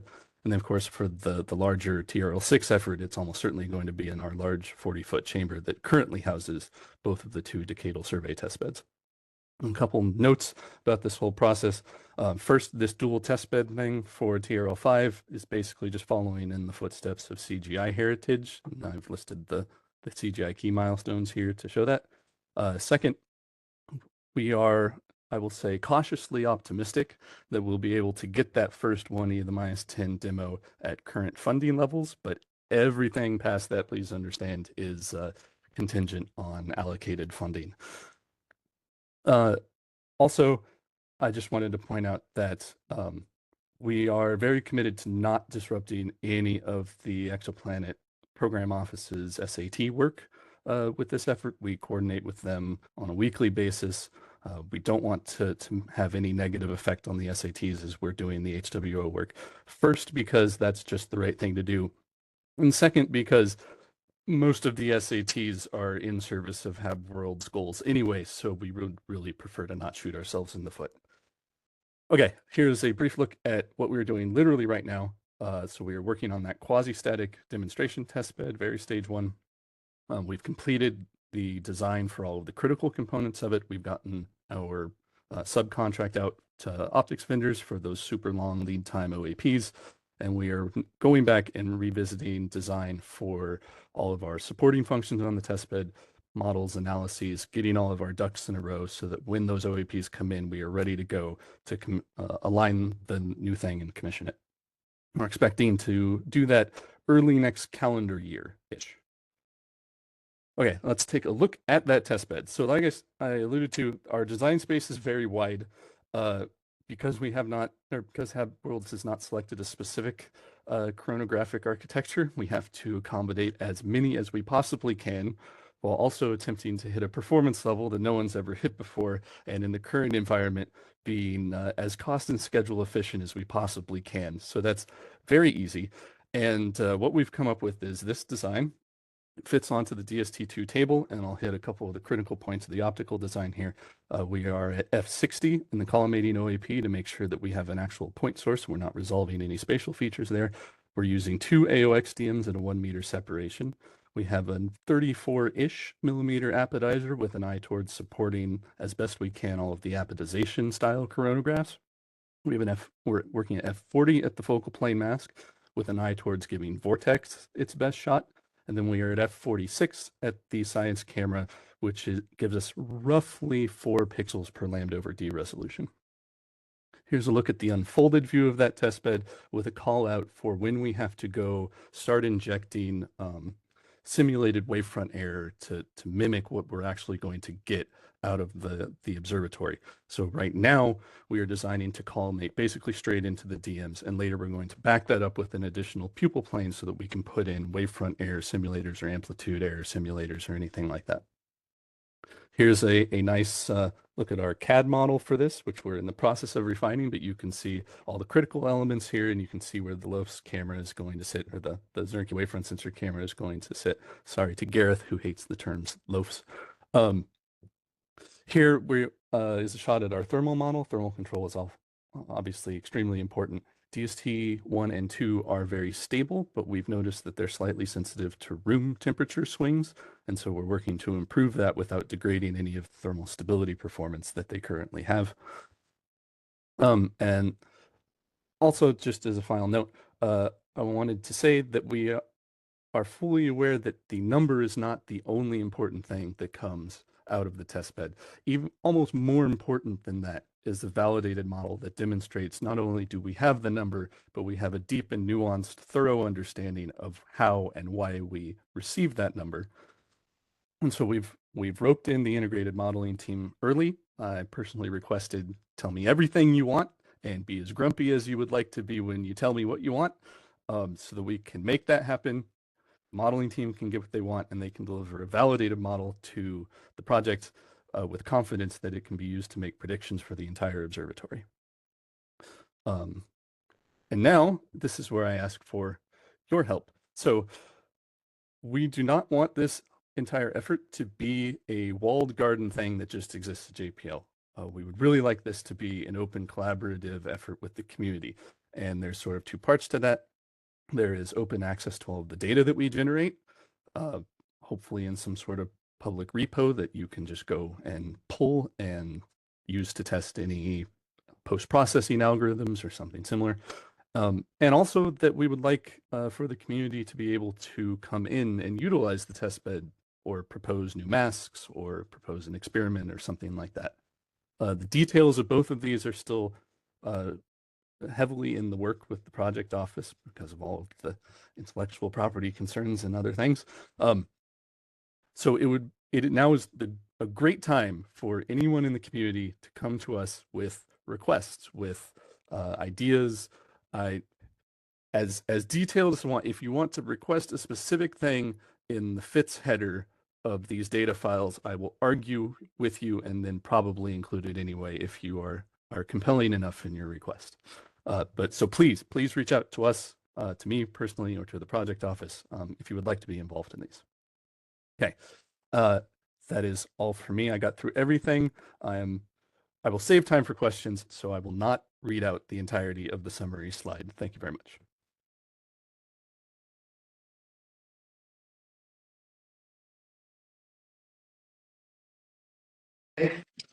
Thank you very much, Caleb. So we do have a few minutes for questions for Caleb. I'll come around with this and hopefully put the video back on. Hi, Michael Bottom. Is this on? It should be on. You should have. Yeah, I can hear. Okay, Michael Bottom, University of Hawaii. I'd like to hear more about your ideas for community involvement. It's very difficult for people to build their own 10 to the minus 10 test bed. It's expensive, it's challenging. I'm not aware of any universities that have anything like this, but what kind of just mailing data and things beyond just, mailing data or arguing over it? Right. So I would dearly like a structure where PIs can go to the project office and propose a test of a dark zone maintenance algorithm or a particular post-processing, you can just pull the data and test it yourself. But for like closed loop control algorithms or for particular mass design, you could approach the project office could select that, fund the PI, fund us to do the work. Some structure like that, I can obviously make no promises for anything because, of course, but I would really like to go that deep. So give the community a chance to actually propose tests that we can carry out on the test bed that we built. Just to emphasize that, because I think it's a really important point. So you're actively soliciting informal ideas and proposals from the community for ways to use these test beds to advance that science. Is that correct? That is what I would like. I am not the ultimate deciders of whether or not we can realize that, but that is what I personally would like to see happen. Yes. I think that's a great question, Mike. Michael Bottom. The project is, I think we're still planning out how this is going to work exactly, and I think it's funding dependent, and funding is uncertain for the next fiscal year, and so we'll have to take a look at what resources we have, but certainly want to tap into all the talents of this community to get the best results and the best ideas for testbed demonstrations. Coming to the next question.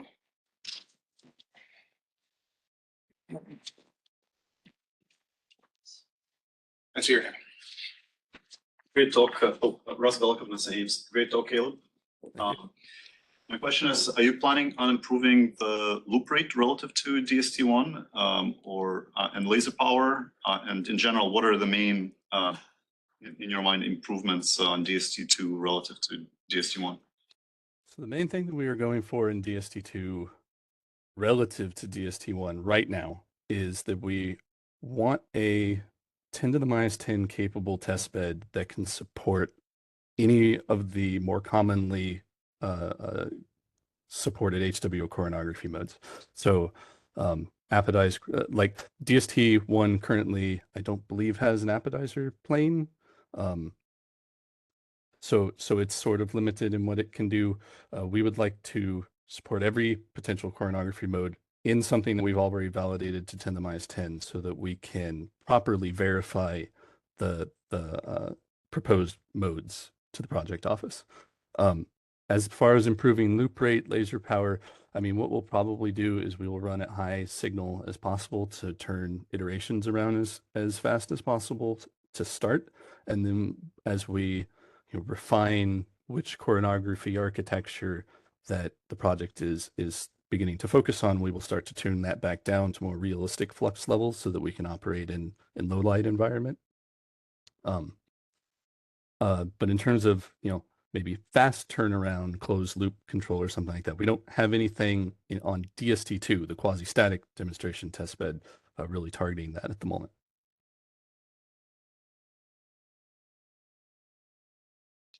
Sorry.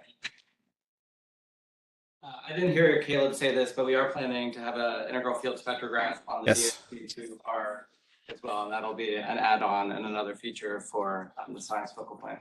Yes, Mike, Neil, and Tyler and company are graciously contributing in IFS. Okay, thank you very much. Thanks, Caleb, again. Is Jaron here? Yes. Okay, I was ready to know that there would be an IFS. Great. So I'm gonna share. Yeah, just gonna give it a second for switching over. Oh, spoilers. Could people online just confirm for me that slides, because WebEx has decided I'm its mortal enemy today. And I'm not sure what you can see or not. We are currently seeing your desktop. Not the slides? There you go. Now we're seeing slides. Now we're seeing slides. Yay, thank you. Oh. Everybody look away. You still got to go back. I'm so sorry. There we go. Okay. All right, here we go. Jaron, thank you very much. How's the volume sound in the room? Oh, are you able to hear? Is it? Do you have the mic far up? Oh, but I think we might have to turn it back on. Oh. Turn it off. Right over here. That's it? There we go. Cool.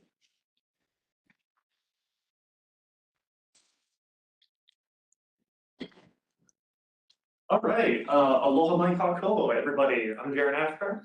I'm a State Island boy, born optical engineer, and I'm a NASA Hubble Fellow at the University of California, Santa Barbara. I'm here to talk to you today about some polarization modeling. We've been hearing that polarization may set a limit for primary secondary mirror separation, and I'm just happy to report that we are working on it. So let's get on with the presentation. We're all here for NASA's Habitable Worlds Observatory, which obviously has the goal of detecting and characterizing around 25 potential habitable worlds around other stars. An effect that we're interested in is that the telescope imparts a very slight spatially varying polarization state, and this can inhibit the goal of detecting these exoplanets. But first, we've heard a lot about polarization. What is it? Optics 101 time. Polarization, put very simply, is light wiggling in a direction. Light is an electromagnetic field, and we typically in our detectors detect the electric field. So we define polarization as the orientation of the electric field vector. Now, Polarization exists everywhere in the world around us. Some of you have screens out, those are polarized. The glint off the ocean is polarized. The once great 3D glasses were circular polarizers. But unfortunately, another way that polarization will interact with us is by limiting the coronagraph.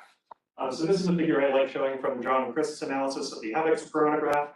We find that the aberration due to polarization arises predominantly at the inner working angle of the coronagraph. And the rub is that it tends to be about as bright as we would expect an exovert to be invisible. So this is a challenge that we need to address. In graduate school, I wrote this open source software package called Poke. It's not an algorithm, it's inspired by Suisong Fish Market, where I got Poke on the day that I named the software package. And the goal of the software is to provide this polarization aberration function. Without getting into the mathematical details, so I'd love to talk about it later, we want to derive this thing called the Jones people, which is a 2x2 matrix operator that encodes amplitude and phase. And the thing I want to point out to everyone who's not familiar with polarization aberrations is why it's impossible to correct. And that is because, or with traditional AO systems, the aberrations for orthogonal polarization states tend to be of different signs, meaning that your deformable mirror can only correct something in between. You're always going to have some fundamental limit. And so, using this tool I wrote in graduate school, myself and a team of many collaborators sought out to model high-order wavefront sensing and control with polarization aberrations to assess the sensitivity of the half-world's coronagraphs. So here's the polarization PSPD. The people up top here, many of you who you are familiar with, are the people who came to the weekly meetings, and as we tried to kind of create this pipeline to model these effects, but there we had a bunch of collaborators as well. And the goal was to construct a full integrated modeling pipeline to trace polarization aberrations through a high-order wavefront sensing and control simulation all the way to Earth-like exoplanet yields, so that we can have some delta aberration and then delta exo-Earth yields at the output. This is the simulation overview for the results I'll be presenting today. We start with what is becoming its own kind of Poke front-end HWO pole, which takes in the optical prescription code 5 file for a given telescope, coding data that we get from one of the various people investigating codings in the HWO world, and Poke turns that into a polarization operator. This gets saved as a FIT file and sent into HWO-SYM, product of the great Scott Will, to do the high-order wavefront sensing and control. The simulations we show analyze dark hole contrast over a 20% bandpass, subject to ideally controlled polarization aberrations, which Scott has a forthcoming paper about that I won't get into in this presentation. Fresnel propagated power spectral density wavefront error from the telescope all the way to the coronagraph entrance from optical propagation in this simulation. A static set of primary mirror segment misalignments, and we perform high-order wavefront sensing and control using two 96 by 96 Boston Micro Machines deformable mirrors, well, simulated ones. I wish I had those just in my back pocket. The chronograph we used for this study is the EAC1 chronograph designed by Susan Redmond, Dimitri Vavle, with an important caveat that we assume an ideal achromatic scalar vortex mask. And we're going to hear about scalar vortex masks a little later. But for the purpose of this analysis, we really wanted to isolate what the contribution of the polarization aberration effect was, which is why we made this simplification. And so, we go to answer the first question after constructing this modeling pipeline. How does the distance between the primary and secondary mirror trace to polarization aberrated contrasts? And so I spent some time in code 5 messing up the EAC1 design, essentially just maintaining the focal ratio after the secondary mirror and shrinking the distance between the primary and secondary. So no other optimization of optics, the baseline was just having some maintainable wavefront error that made sense. And we wanted to isolate the contribution of the polarization aberration as we brought these mirrors closer together. We analyzed 2 codings for the optical telescope assembly, 5 different band passes, 5 wavelengths per band, and 10 of these barrel length cases, which correspond to roughly 500 high-order wavefront sensing and control simulations, each of which take many hours. Now, I would still be running these today if we actually went ahead and did that. So Scott Will came up with idealized high-order wavefront sensing and control of polarization aberrations. This is in that forthcoming paper I mentioned. The essence is that we simulate high-order wavefront sensing and control with just the scalar aberrations, compute the bulk throughput and scaling coefficients, as well as piston factors from the Jones pupils, and compute the appropriate coherent mixture that an ideal pairwise estimator would actually sense, and then apply that correction. After doing so, we're able to achieve a lower bound on what we expect the focal plane to be. So given an ideal correction of just the polarization aberration, what is the lowest contrast that we could get to subject to this effect? That allows us to really quickly sort which solutions are acceptable and which would merit more higher fidelity modeling. And so we get these azimuthally averaged focal plane images. So here's a result in the ultraviolet. This is really nice to have first because Rosé gave us an excellent presentation of ultraviolet earlier. And so on the y-axis here is normalized intensity. On the x-axis is lambda over d. And each of these profiles correspond to a different distance between the primary and secondary mirror and the fundamental limit that we would expect from polarization operations. And I want to echo something that Rosé said earlier about what's cool about the ultraviolet. I don't know about y'all, but I have heard that the ultraviolet is going to be very hard because of polarization. But your lambda over d is really, really small. And so we take advantage, we can see the advantage of going to smaller wavelengths in that the chromatic scale of the point spread function brings the polarization aberrations further away from a 60 milliarc second and 100 milliarc second planet. Now, if we go into the visible, we see the case that you may be familiar with regards to polarization aberrations. A 60 milliarc second and 100 milliarc second planet are much closer to the inner working angle, which is 3 lambda over d here. And so out of all of these profiles, we see 12 meters is where we get to 10 to the minus 10 right at the inner working angle, which is, means in theory, we could shorten the barrel to that level and still maintain that X over, and we probably couldn't go farther. As we go through longer wavelengths, of course, some of the planets get cut, but we see the polarization aberration magnitude go down, and then all the way into the infrared. Who cares, right? This is an echo of the chromatic effect that we all know about polarization aberrations. They aren't as bad in longer wavelengths, but polarization aberrations will probably be limiting us more in the visible than in the ultraviolet. Because the planets are closer to the inner working angle than UV, and the polarization aberrations is greater. Thanks. Perfect timing. We move on to our last section, which is finally connecting these to some exploratory yield simulations. Which we add an extension to our modeling pipeline. The great Chris Stark has added this tool Friday for hosting the altruistic yield optimizer. And so you create these yield input packages. The CDS pipeline is one very good way of doing this. We made our own, but have been using CDS pipeline for previous work, which is a series of intensity images that together with this kind of mission parameter file will end up running an exoplanet simulation for you. And so this is just a brief tutorial to yield plots. Since I'm running out of time on my presentation, we'll skip through this and we can talk about it later. If you compare two polar kind of yield plots, I have a little bit of trouble seeing them, or trying to quantify the difference. And so I like to take the element-wise difference. And this is what we see for the 15-meter barrel. If we take the difference between the polarization aberrated case and the scalar case, assuming no polarization aberration. And so what we see is that cases near the inner working angle, this kind of line right here, either miss or have a lower habitable zone completeness for the polarization aberrated case. And we only get about a 5% yield degradation, which isn't too bad. If we shorten another 4 meters, what we see is that the altruistic yield optimizer is actually compensating for the decreased number of detections by focusing more on these cases on the inner working angle, as we see with a higher habitable zone completeness. And then the yield degradation only increases another 4%. If we go all the way to that 8-meter case, though, then things start getting really bad. We see a 26% yield degradation and a lot of time spent trying to characterize these planets right at the inner working angle. And so some takeaways. EAC1's nominal design experienced very modest yield degradation, and this is the important point in dual polarization. So there was no polarization splitting assumed for these simulations. And remember, the 12-meter barrel was the case with 10 to the minus 10 at the inner working angle in the visible.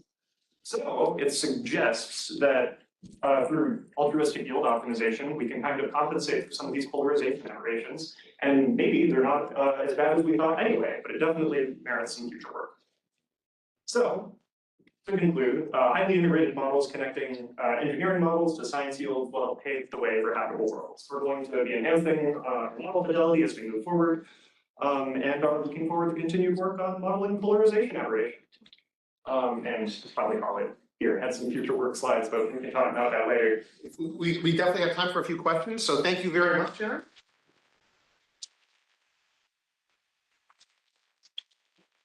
Okay, question back here. Hold the mic close to the mouth. Topic. Thank you so much. Hello, you can hear me? Yes. Yes, so thank you for excellent talk. I didn't understand, are you trying to remove it or compensate it or what are you doing with it? Oh. I mean, besides, I didn't understand, are you changing coating or? Oh, to compensate for the polarization aberrations? Well, the unfortunate answer is, well, the first answer I gave earlier in my talk, sorry for the online folks, just in case. The question is, how are we compensating for it? And the answer is, right now, we're not. You're not, okay. We are, personally in our laboratory, we're pursuing some work in polarization aberration compensators. Skylar Palatnik is a really excellent grad student at UCSD that is working on achromatic scalar vortex chronographs, and so metasurfaces are one really great example. Rico gave an excellent talk yesterday where someone raised the point that you can change the 0 point of birefringent phase plates in order to compensate for them. And I'm working with Dan Shanks, a micro devices engineer at JBL, to actually work on manufacturing metasurface polarization aberration compensators. I've done previous analyses into like spatially varying coatings on telescope mirrors, but I don't think anything came of that, and I don't necessarily recommend it. So we have multiple avenues of exploration, but they're not very mature.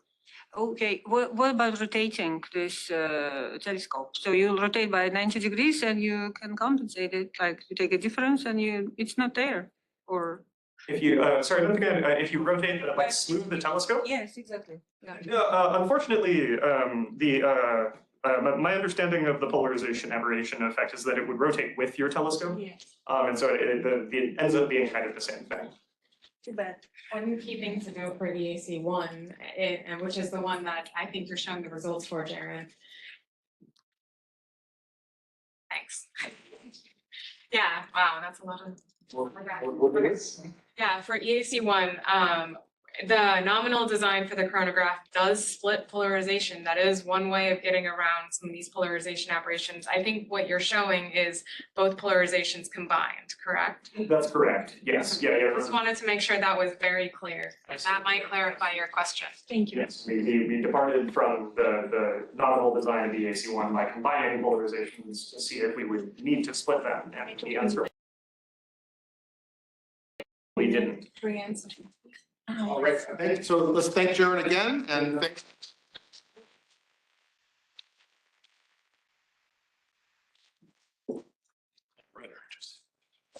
Don't know when. Our next speaker is Mike McElwain from NASA Goddard, and We have C-lift coatings on primary and secondary. That's good. That's All right, it's such a pleasure to be here. I've had a really great time this week, as I'm sure all of you have as well. My name is Michael McElwain. I'm at NASA's Goddard Space Flight Center, where I'm part of the Habitable Growth project as the deputy senior project scientist. And as one of my activities on the project has been co-chairing the chronograph concept operations and post-processing working group, and I'll be reporting on that in this 10-minute talk. So this is the image we've all been dreaming of. This is a simulation of what EAC1, perfect EAC1 would observe of our solar system from about 10 parsecs away.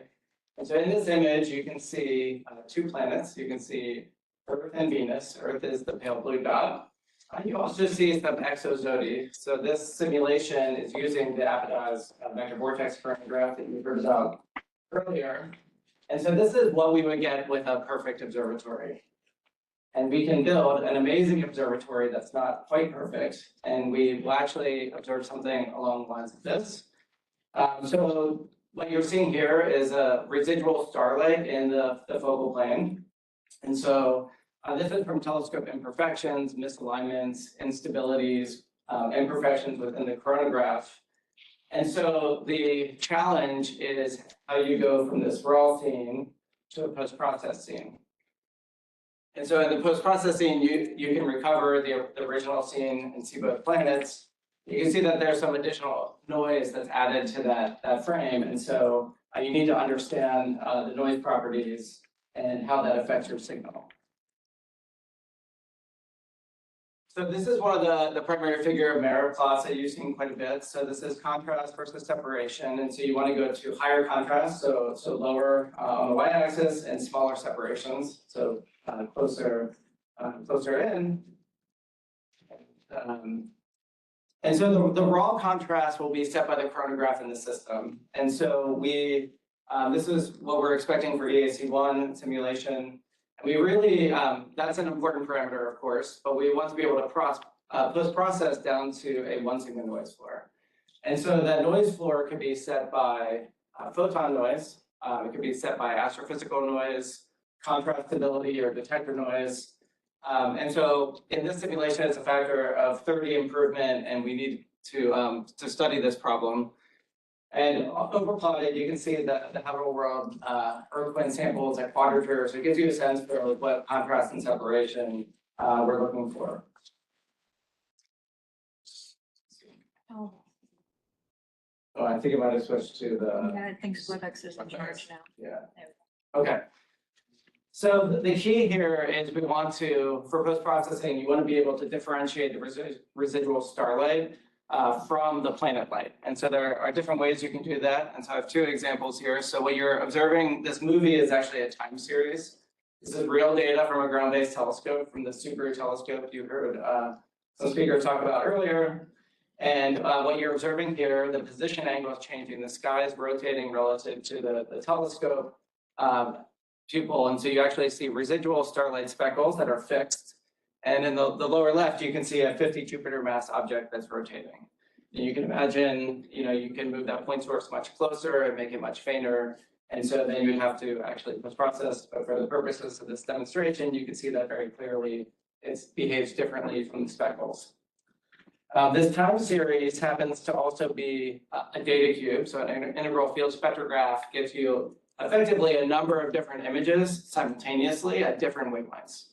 And so you can see how the chromatic behavior at each wavelength is different for the speckles compared to the point source. And so so you can leverage this diversity to differentiate what's residual starlight from the speckle. So the good news is that there are a lot of different options for post-processing. So you can observe a reference star, get a PSF to use for subtraction. You can rotate your telescope and get an angular difference. You can also stare at the object and let the planet orbit around its star. And if you stare long enough, the planet's close by enough, you can actually let the planet create diversity there. And Hervé is giving a talk next on that topic, and so stay tuned for more on that. You can also do measurements within your instrument, so you can look for coherence of the speckle. The starlight is typically coherent, or mostly coherent, and the planet light is incoherent. So you can test for coherence with a self-coherent camera or using full mirror probing. Spectral processing, as you just saw, polarization. There's polarization, differential imaging, and model-based. And model-based can combine different post-processing methods, or you can even use something like AI that we heard about earlier this week. And so the goal of this effort was actually not to pick the very best post-processing method, but to explore what the range of possibilities were. So some of these require special maneuvers like reference stars and angular differential imaging. Some are delayed measurements, so it would require contrast stability over some longer period of time, and others are simultaneous measurements. And so an important point here is how we actually at a systems level error budget for these different post-processing techniques. We might have different terms depending on what approach we're taking. And so, yeah, this is a 10-minute talk. So this is very, each one of these topics, could be an entire conference probably, but you'll hear from Hervé next. And there are other talks at this conference that have been recorded. And so if you're interested in more, I'd encourage you to go back and revisit those talks or conference proceedings. So the question was, for habitable worlds, it's a new mission. which of these post-processing methods should we pursue? And so at the very beginning of the START and TAG effort, back in May of 2024, we formed a working group. So the working group I co-chaired with Dimitri Mawe. We broke down those post-processing methods and decided that the best way to approach this was to actually make different focus groups for each of those post-processing methods. We actually combined ADI and RDI, and then we had a separate focus group for concept of operations. And so I want to acknowledge this is our steering committee.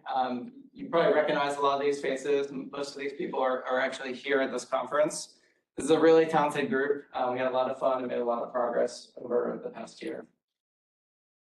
So Dimitri and I charged the focus group leads with creating focus group reports that described the method and the state of the art, what capabilities were needed inside the chronograph instrument, what simulated data that post-processing method needed, and what parameters that needed varied, as well as the recommended analysis approach. So these 8 white papers are available. They're at this link. They're on a Google Drive. And if you don't have time or don't remember that, feel free to email me. There is a HWO JADIS special issue. The deadline for those proceedings is November 1st. And so I know at least 2 of these papers will be upgraded and have been or will be submitted to the JADIS special issue. So going back to this contrast versus separation plot, yeah, we have a big step to go from the chronograph instrument on Roman, which is certainly Pathfinder for habitable worlds, down to where we need to be for habitable worlds. So we recognize that there's technology development that's in play.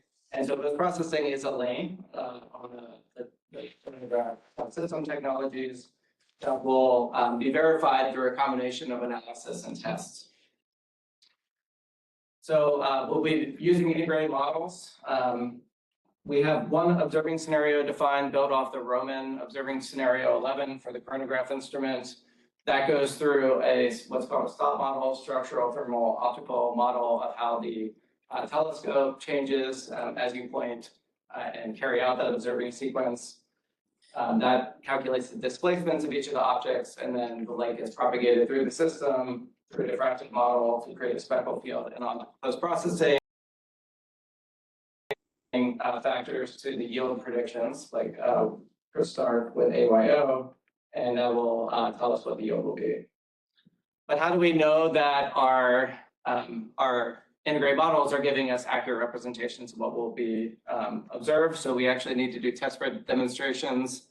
And so you just heard from Caleb on the chronograph demonstrations. So that's how we'll be verifying on the chronograph side. Brian Starsky gave a talk yesterday on an ultra-stable test bed where we'll be testing the telescope performance, mirror segment and its control, its stability, the stability of the composite structures, et cetera. And so this is our path forward to continue improving our model fidelity, make a master template of observing scenarios, and evaluate our post-processing techniques to do testbed demonstrations. And thanks again to the COPP working group.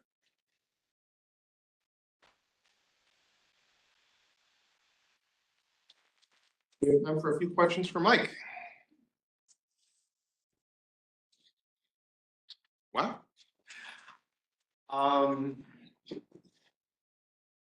Anything online? Oh, are we checking?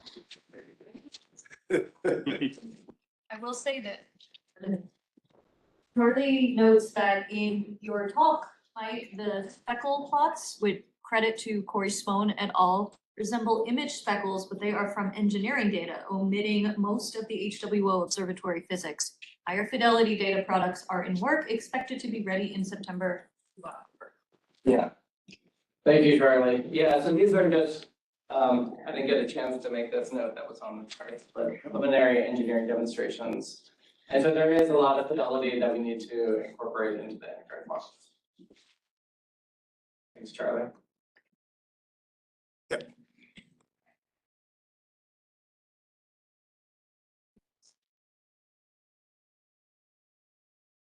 Great talk, Mike. I didn't catch was, in the beginning, you showed a post-processed image.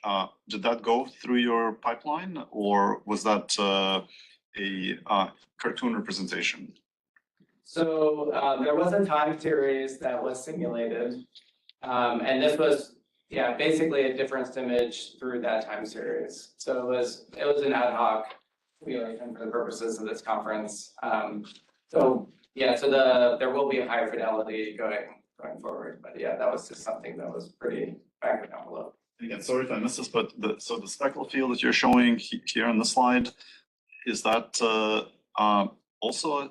Yeah, that's also a preliminary engineering demonstration. So actually, yeah, Chris could probably comment, but the speckle field is actually much lower than this and actually had to be scaled up to a contrast that we thought was representative of what we would actually observe. Yeah, the physics that were left out, sorry. This is in line with what Charlie's point was, which is that the physics that was included in the SOP models and in the chronograph models is limited at the moment. And there are some other things that we have to add in there that are quite a bit harder to model. And so as a result of that, these speckles are so good in the wavefront error time series right now that you wouldn't see them. So we actually had to degrade them by 3 orders of magnitude just so you could see them. So in the future, hopefully in the coming months or so, we'll have that additional physics included, and we can say something more informative about what the speckles actually look like. All right, let me just ask, what is your biggest concern about the technical capability for the post-processing tests and analysis? What worries you the most about being able to fully run through all those tests? So I think, understanding what the noise floor is at a level, the contrast is so high that it'll be very difficult to measure down to that level. It's going to be a challenge that we'll have to think hard about the demonstrations we can do that gives us confidence of the noise floor. Okay, well, let's thank Mike again.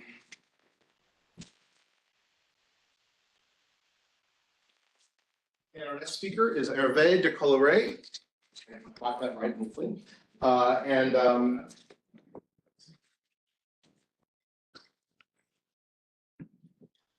Okay, yeah.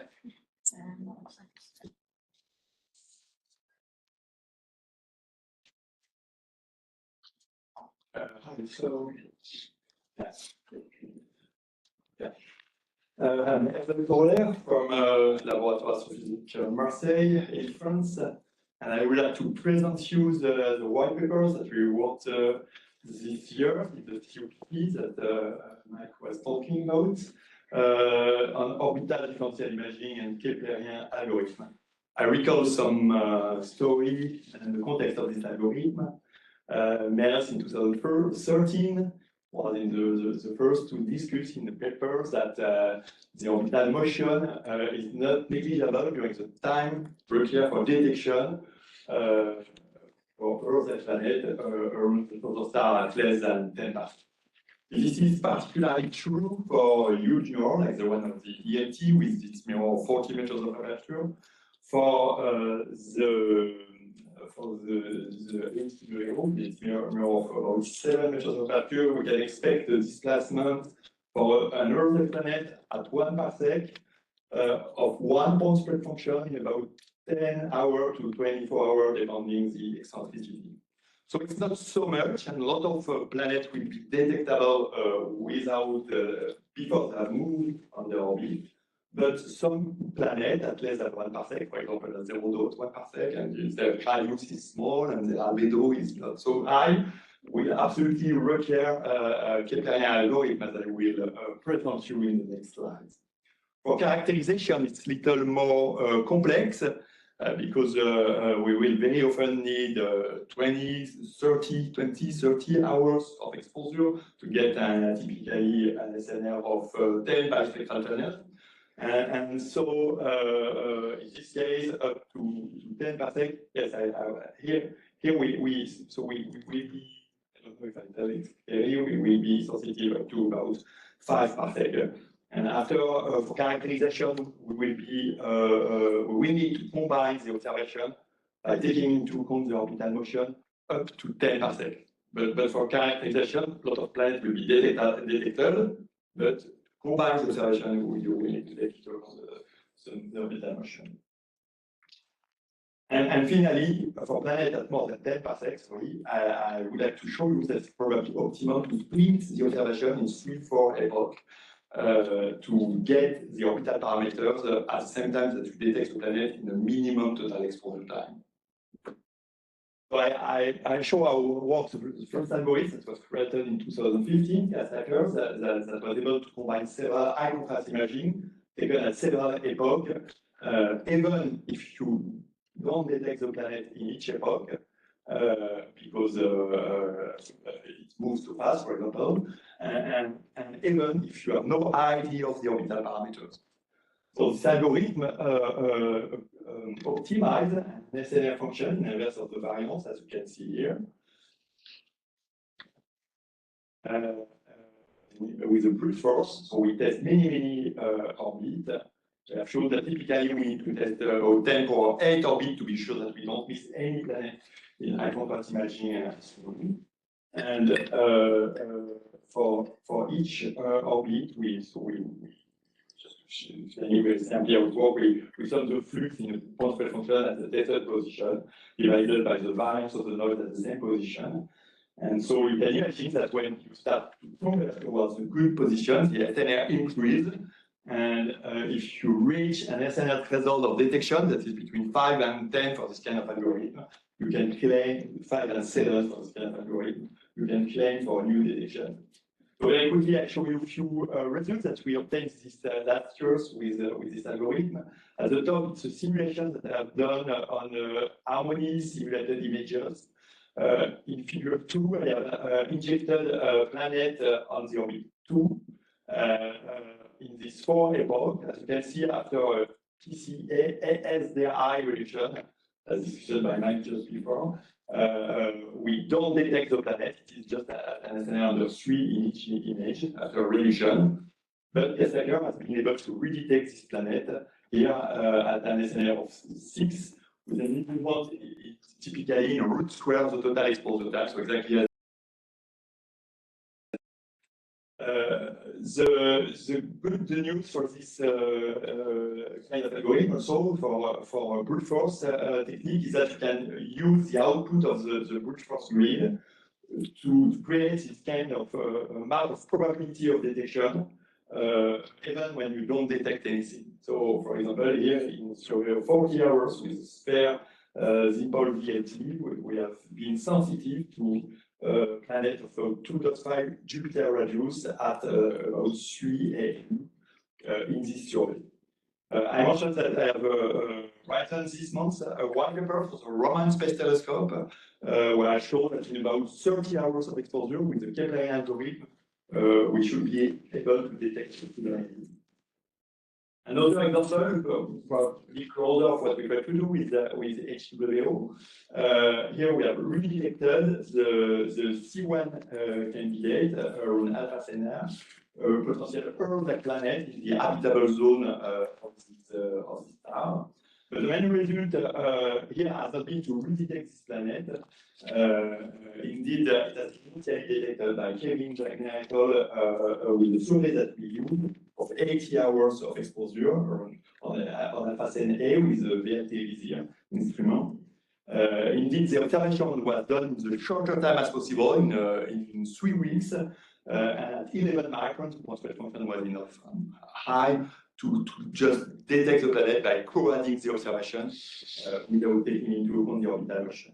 The main result of this work has been to show that even in this case, Castacker provides an SNR boost of 20-25% or 30% of the small orbit with the higher eccentricity and the smaller semi-major axis.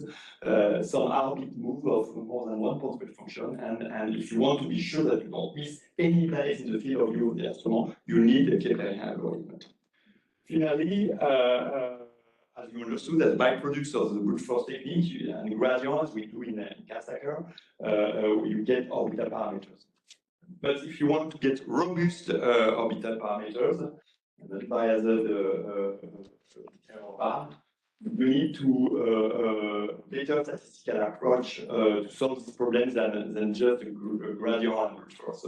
And this is what has been done this last year by several teams, in particular Jean-Baptiste Rupio has computed the likelihood from a Bayesian framework that it can compute in an MCMC algorithm. So exactly like Carl Tucker, they can search for hidden planets in city of high contrast imaging.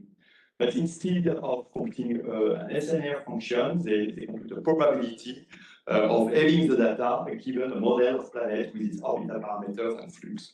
The other advantage of this kind of MCMC approach is that you can combine all together several data sets coming from an independent instrument like probability, information anomaly, or even interferometric observable in such a way that even if you don't detect the planet in any of these data sets, you may be able to push the detection limit and you may be able to detect the planet by combining all the information. So you push your limit of detection.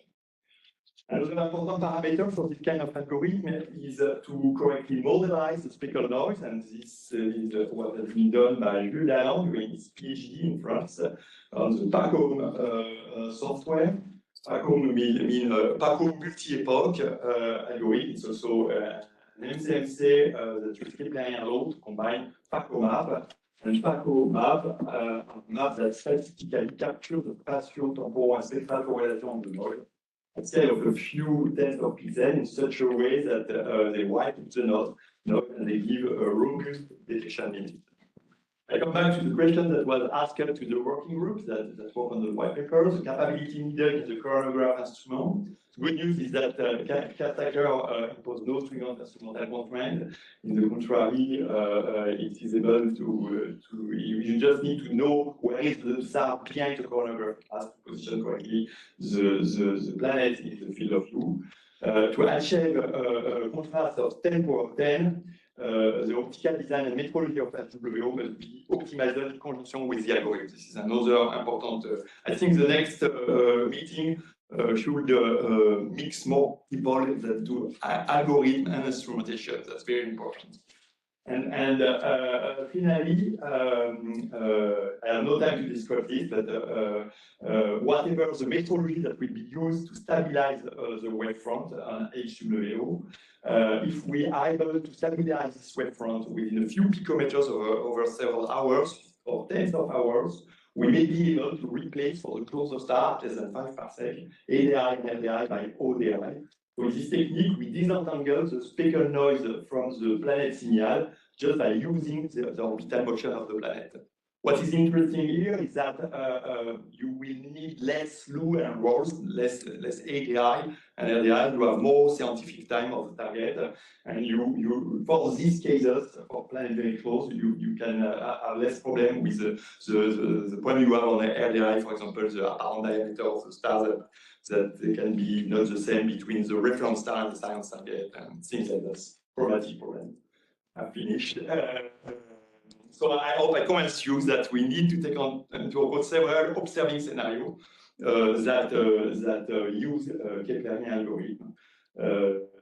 This observing scenario will need to be compared with the more classical observing scenarios, because, for example, from OX11 on the Raman Space Telescope, where only one visit is organized by science target in terms of total time to execute the survey and in terms of statistic of detection. And science return. So I have finished. Okay.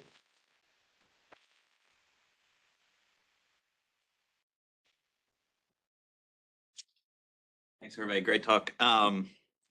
So maybe I apologize if I missed this and you already said this, but you showed data that was in the infrared, right? And this algorithm is fairly straightforward to me in the infrared. When you go to reflected light observations, you have to worry about the phase function of the planet, right? And in fact, not seeing the planet when you expect to not see the planet should be good for the algorithm. So how do you take those sorts of effects into account, and have you already? Yeah, that's a very good question. I had this problem when I wrote the white paper to get to observe Epsilon Erie B with the Raman Space Telescope. And even, for example, in this target, so there is several answers to this question we can discuss after, but the advantage of multi-epoch observation is that if you don't know if, for example, for epsilon APU, we don't have an orbit that is enough well constrained to know exactly within few days when to observe. We have an error of several months. Even if this target has been observed in radial velocity with very high accuracy during 20 years.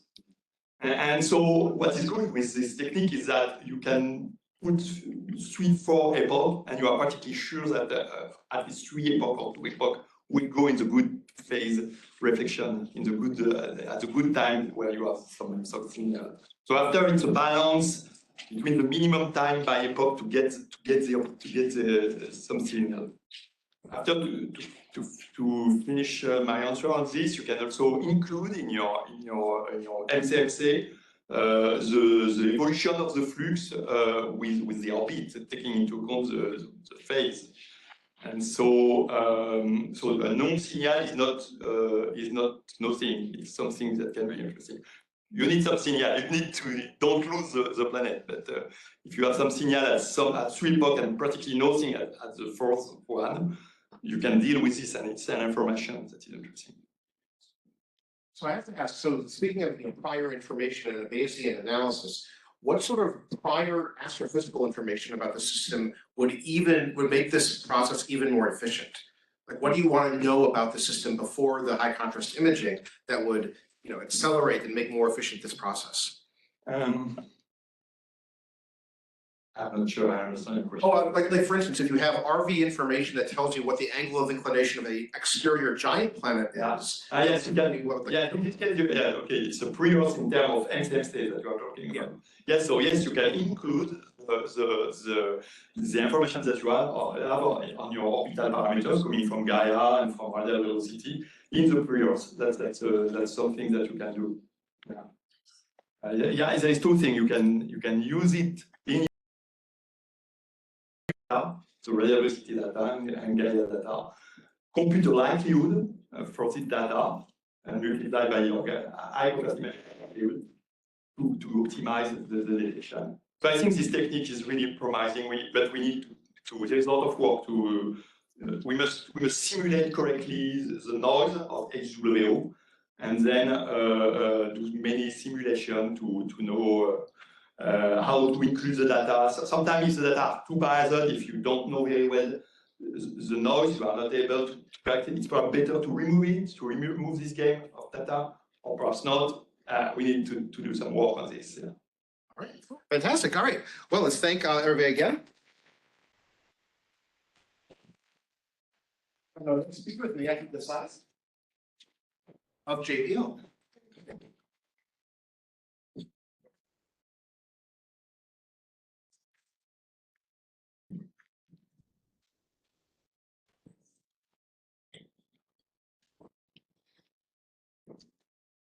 Hello, can you guys hear me? Yes. Thank you, first of all, so much for staying till the end. I'm really, really happy that you weren't scared of the rain. You didn't schedule your flights early. It really means a lot that you stayed to the end to hear the very last talk. Thank you for the introduction. Yes, my name is Denise Desai. I'm currently a postdoc at JPL. And considering the first day, how it was pointed out that one of the big bottlenecks we're going to have for HWO is the masks for the chronograph, and actually reaching this really, really difficult level of starlight suppression. I was also surprised that there weren't that many chronograph talks, but today I'm here to tell you, remind you how the chronograph works, and hopefully convince you that there's a real potential for the scalar vortex chronograph, which is one of the options being considered. So just a reminder, for HWO, the goal for the chronograph instrument is to optimize for these 4 parameters. We want a chronograph that's going to reach that high contrast and do so across a large bandwidth, as we've been reminded so heavily during this conference. The scientists want all the bandwidth. We want high throughput because, again, scientists want all the throughput. And of course, we want to do that at a small linear working angle and at the same time have low sensitivity to low order aberrations. So the vortex chronograph, which was introduced earlier, is a really good candidate for achieving all 4 of these simultaneously. And it's described really simply as a phase mask, which introduces this e to the I L theta, or simple spiral phase ramp onto the wavefront. It's tunable by this parameter L, which just describes the number of times the phase wraps from 0 to 2 pi as it goes around, and we call that the vortex charge. So briefly how it works, many of you might already know this, but it doesn't hurt to be reminded. If you have light entering your telescope pupil, like you see here, assuming just a regular circular aperture, you have a series of lenses and mirrors, and you have a focal plane at your final science image. Here, your starlight pattern looks like this PSF with all these diffraction rings, and you would not be able to pick out a planet within these rings. So the way a chronograph works is, specifically the vortex chronograph, you insert a focal plane phase mask here at this focal plane. So all the wavefront that passes through the center of this vortex mask picks up a spiral phase ramp. That light is then diffracted outwards in the following pupil. And here you can insert a Leo stop to then block any of that light from finally reaching your final science image. This is ideal because you have virtually no starlight left in your final image plane. Why this works well for exoplanet imaging is because now you can imagine an off-axis planet signal, which also gets focused at the focal plane, but not centered onto the vortex, so it does not pick up that full 2 pi phase ramp. And it reaches the final focal plane of your science camera, so you can capture that planet light without capturing any of that starlight. So there are 2 flavors of vortex chronographs, just 2 different ways of implementing that 0 to 2 pi spiral phase pattern. The vector vortex has been developed significantly more over the last 2 decades, and it exploits the geometric phase of the light. So you basically impart 2 oppositely signed phase ramps onto the light, depending on the polarization state of the light that enters your mask. And in hand with that is a stellar leakage component, which is going to be dependent on this polarization state. So what that means is that a vector vortex works well in broadband, but can be limited by the polarization leakage. Essentially, when you try to do wavefront control with the vector vortex, we end up usually filtering out one of those polarization states, which means we have a reduced throughput of our planet by 50%. The scalar vortex, on the other hand, works simply by just changing the index of refraction spatially or varying the thickness, just like a regular piece of glass shaped in this way. Of course, that means that you're going to have a wavelength dependence in your ultimate phase ramp. So it's very chromatic, but it works well because there's no polarization leakage to deal with. So addressing the chromaticity of the scalar vortex is the focus of this work. So now that translates to, can we find an achromatic scalar vortex chronograph to then meet all of these HWO requirements? Well, if we could, we'd be able to limit the number of spectral channels because we'd get that high contrast across large bandwidths. We'd be able to work in dual polarization simultaneously, and we'd still have that nice balance between the charge of the vortex balancing the small inner working angle and low sensitivity to low order aberrations. And as Dimitri had pointed out earlier, we achieved this by choosing charge 6 for that vortex. Now, I'm excited to say that we finally have some scalar vortex designs which are below the 10 to the minus 10 level that everybody's been asking for since this work really started. And I'm going to talk throughout the rest of my talk about how we sort of iterated from the first generation designs and we brought that contrast lower to second generation prototypes and now all the way down to levels that we actually want to look for HWO. So just to give you a brief overview of all the work that's been done so far and to also explain where our confidence comes from that we're able to, in the near future, make prototypes that can achieve this level of contrast. We start from the beginning. The scalar vortex was first conceptualized at the turn of the century, and after that, a lot of development focus went onto the vector vortex instead. It wasn't until only around 2019 when the first simulations were done to actually predict the contrast, even with the chromatic limitations of the earliest designs.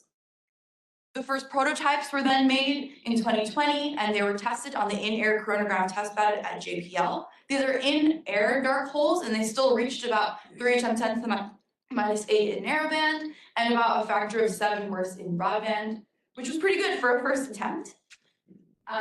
After that, we spent quite a while thinking about what was really limiting them. We explored phase wrapping, changing topography, even going to metasurfaces. We did a lot of simulations in Falco, and that helped us to understand how we could change the design to then incorporate central phase dimples, going back to the original Radier phase mask, combining those with a simple vortex phase mask. And that showed in simulation an improvement of almost a factor of 100 already. This was an incredible finding. And you can see here the curves that all went down as is desired for this chromatic performance. But still, these designs are only limited at around a few times 10 to the minus 9.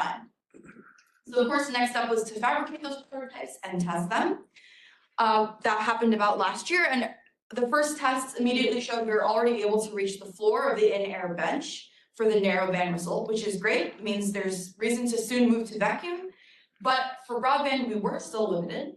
And so I went into a deep dive of exploring model validation, and Fang pointed out earlier, I think there's not enough emphasis on the mass metrology and model like connection there. And so I'll be talking about that next week at SPIE in case anybody's interested, stay tuned.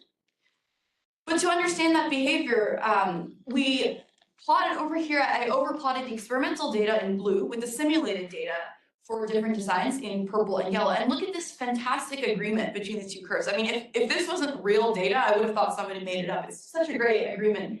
Here, it really showed us that the performance of the mask that we prototyped was behaving very similarly to this design. And so the implementation of the central phase dimple that we tried wasn't working the same as some of the other implementations which we were considering. So now we've gone back to our vendors who did a great job the first time and the second time, and we asked them to make this implementation, and new prototypes will be arriving in just a few weeks.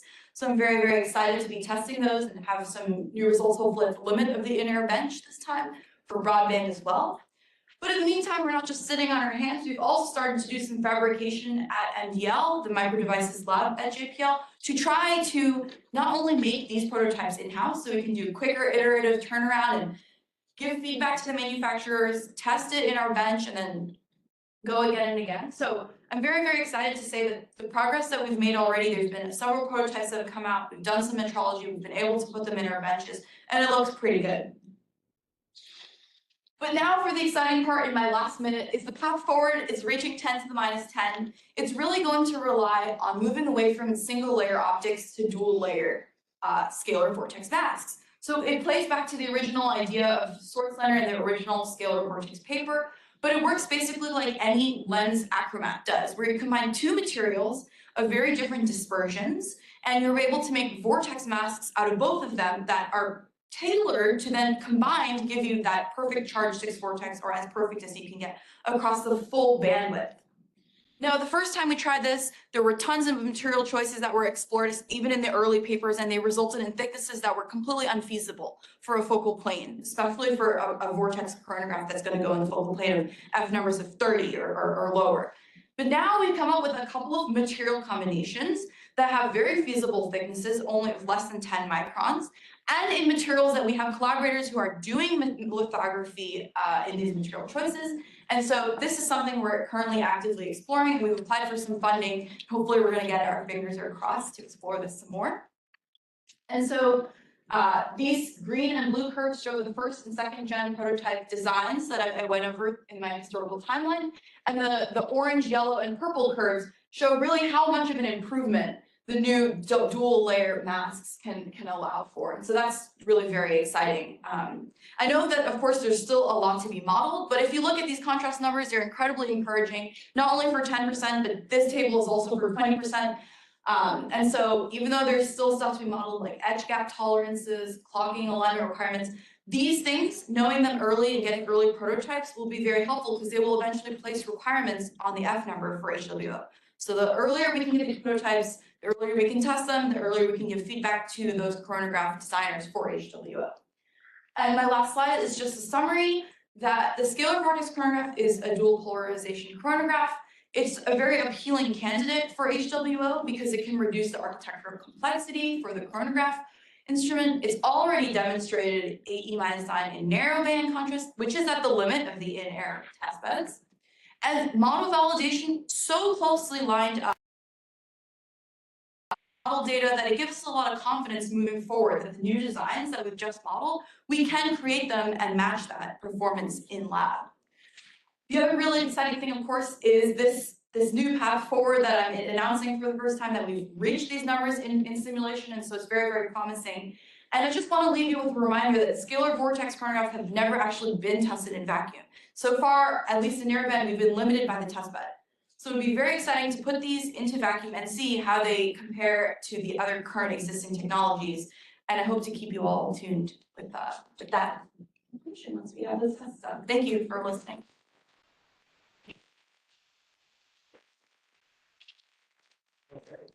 Questions? Hi, super great talk. This is Sarah Steger, Space Telescope Science Institute. So super exciting results on the vortex chronographs. This is really interesting.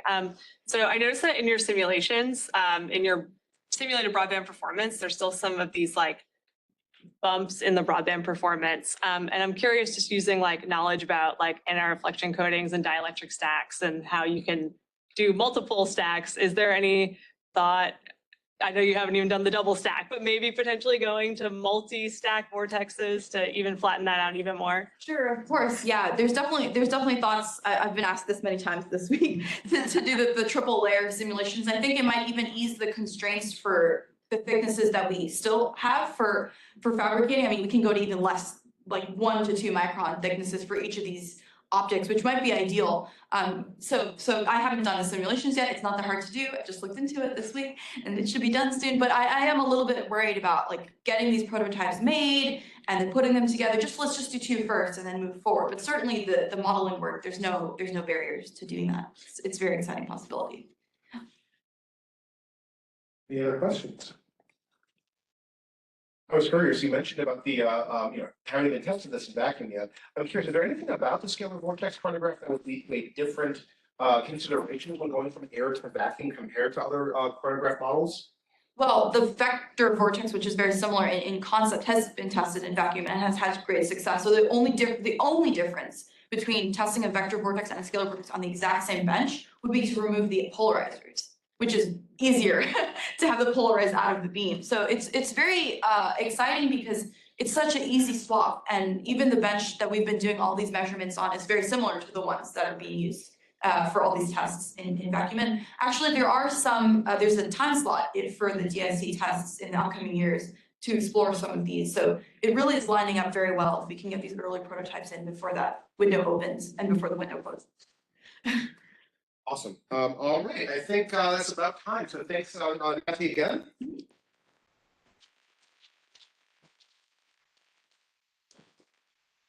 And the next speaker is Natalia Sanchez of the University of Rochester.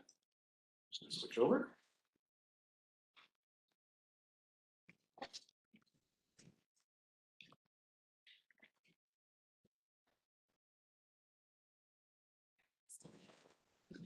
Can you hear me? Hello, my name is Natalia. I'm an optics PhD student at the University of Rochester, and I'm going to talk about the effect of wavefront drift on PSF post-processing.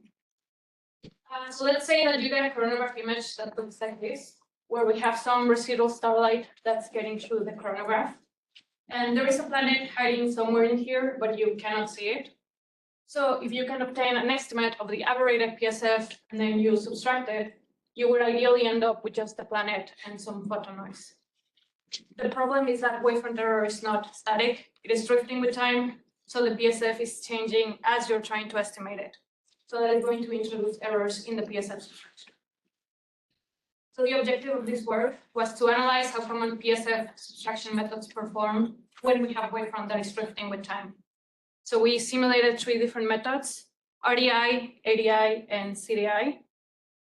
For CDI, there's multiple different ways to do CDI. We only simulated 2 methods using pairwise probing and speckle area annealing.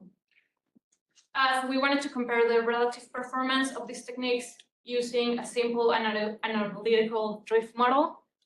So this is not represent integrated modeling predictions of drift. It's more of a toy model to start thinking about stability requirements.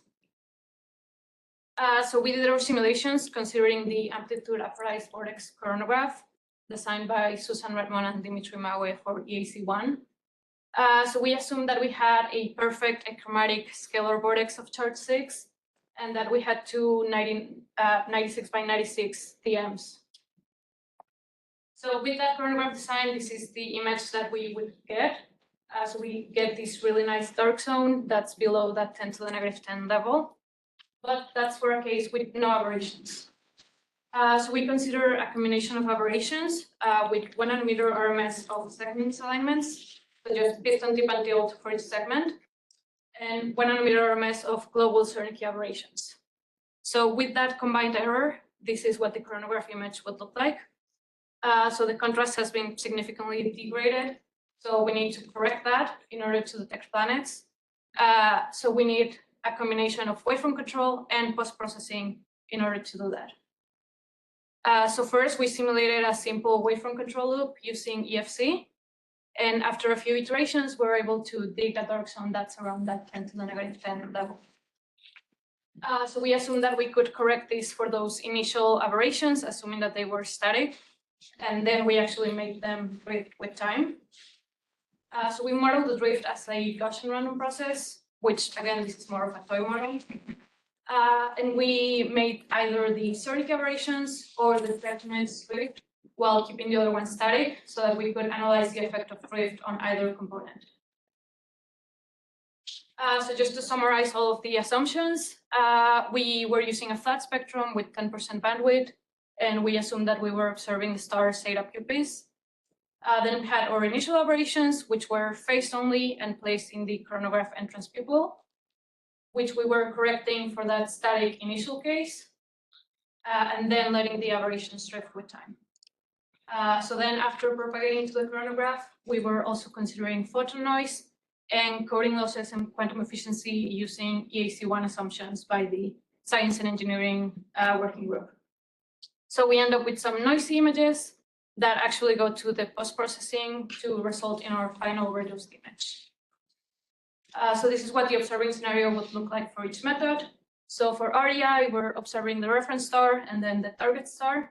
And we were assuming that the stars were identical and unresolved.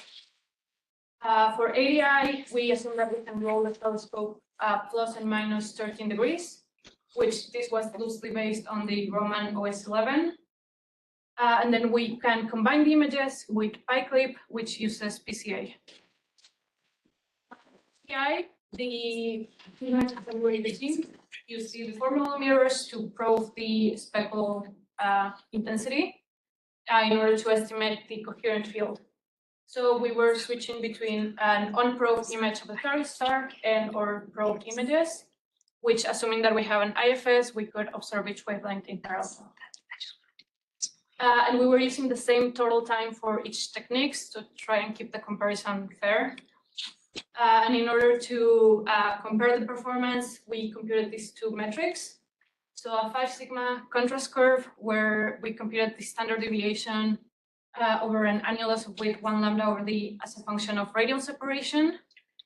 And we also computed a post-processing gain factor as the ratio of standard deviations of the raw contrast image over the post-processed image, which we calculated over 3 annular regions, 3 to 5, 5 to 10, and 10 to 30 lambda over d. So these are the results that we would get for a static case with no drift. So we included 2 planets here, one at 8 lambda over d. So if we look at the raw contrast image, we can't really distinguish the planet from the starlight. But after post-processing, all of the planets are visible now. And if we look at the 5 sigma curves, that blue dot represents where the planet falls here. So the raw contrast curve is above the planet, so you wouldn't be able to detect it with a 5 sigma threshold. But after post-processing, all the curves are below it. Also, we can see that for the smaller angles, ADI has a lower 5 sigma curve and higher gain factor, which corresponds with a better performance. We also have a second planet at 20 lambda over d, which is an easier case. So these are what the results would be for a case where the Cerny aberrations are drifting. So as the drift increases from the top down, we can see that we start getting more errors, especially near the inner working angle, since the Cerny aberrations tend to concentrate energy there. So if we look at that first planet and we zoom in so that we can see it better, we see that as the drift increases, it becomes harder to distinguish the planet. But ADI seems to be doing a better job at getting rid of the residual starlight.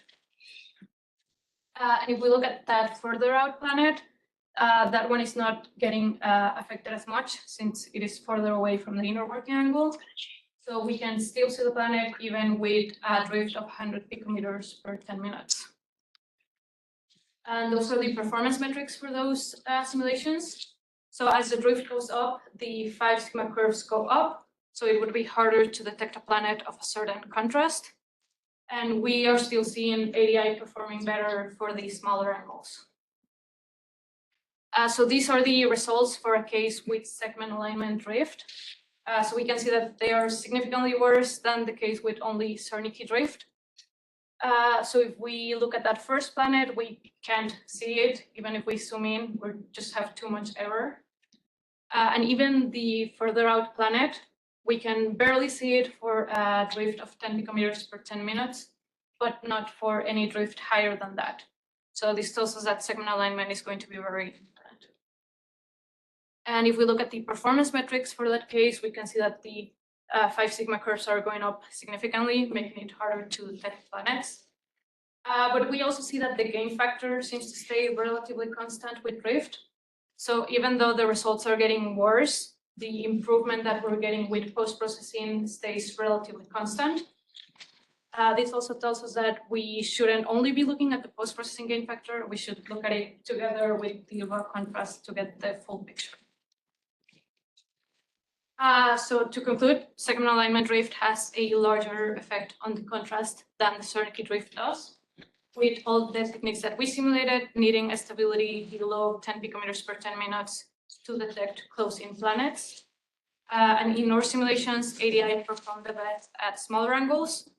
However, we still want to improve our model to account for things like stellar diameter and spectral differences, as well as improve our waveform control, especially at the smaller angles, as well as explore other newer PSF subtraction techniques.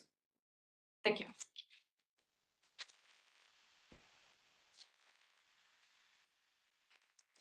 All right, fantastic. Questions? All right, back here.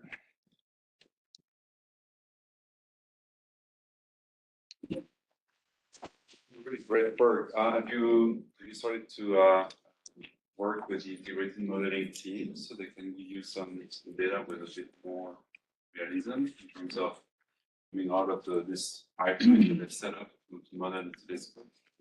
No, I haven't yet, but I would be interested in doing that to see what this would look like from a realistic model.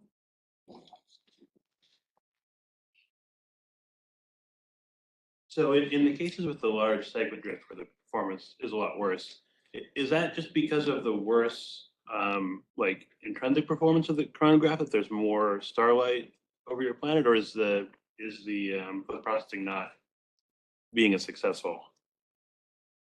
So the post-processing factor seems to be slightly worse in the case for the Zernike drift, but not that much worse.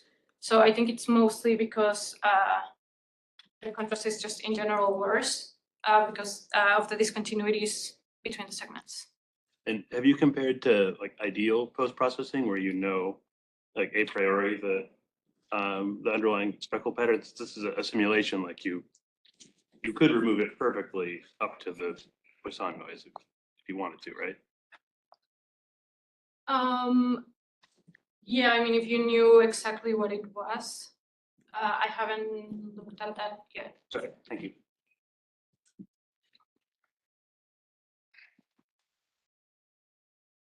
Nice work. My suggestion is to try to model the wavefront error that you see as intensity in the chronograph by using the wavefront sensor telemetry. So you can, time by time, compensate for let me say, spill out light PSF that you can subtract in the limit of photon noise that is still present because we have an error in the system. But according to what I found in the poster I have downstairs, you can see that you can recover most of your original contrast. And in my simulation with 1 nanometer error, I recover more or less a 100 factor in contrast. So I suggest to investigate this approach. Yes, thank you. Yeah, I would be interested in exploring some telemetry-based techniques. You modeled your the time series of your drift by a Gaussian process, correct? Yes. Drift. I mean, that seems like a very reasonable way to start off with modeling it, but I'm just curious, do we know anything about, how realistic this kind of evolutionary sequence is for a drift? No, I'm not aware what the integrated modeling approaches of drift look like, so I don't know how far off this would be. Well, it sounds like, Dimitri's suggestion earlier would be really useful for that. Yeah. Any further questions? All right. Well, thank you very much again. Our next speaker is Yinzi Shin. And we are actually running a little bit ahead of time, which is fantastic. So that means you've got all the time in the world.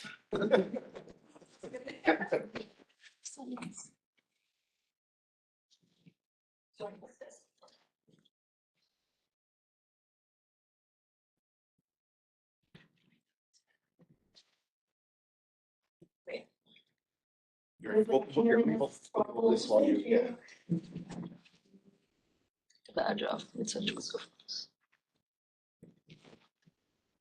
Let's turn this off. Hello? Oh, here, I'll turn it back. Hello? Hello? Hello? Oh, I think you're stuck. Oh.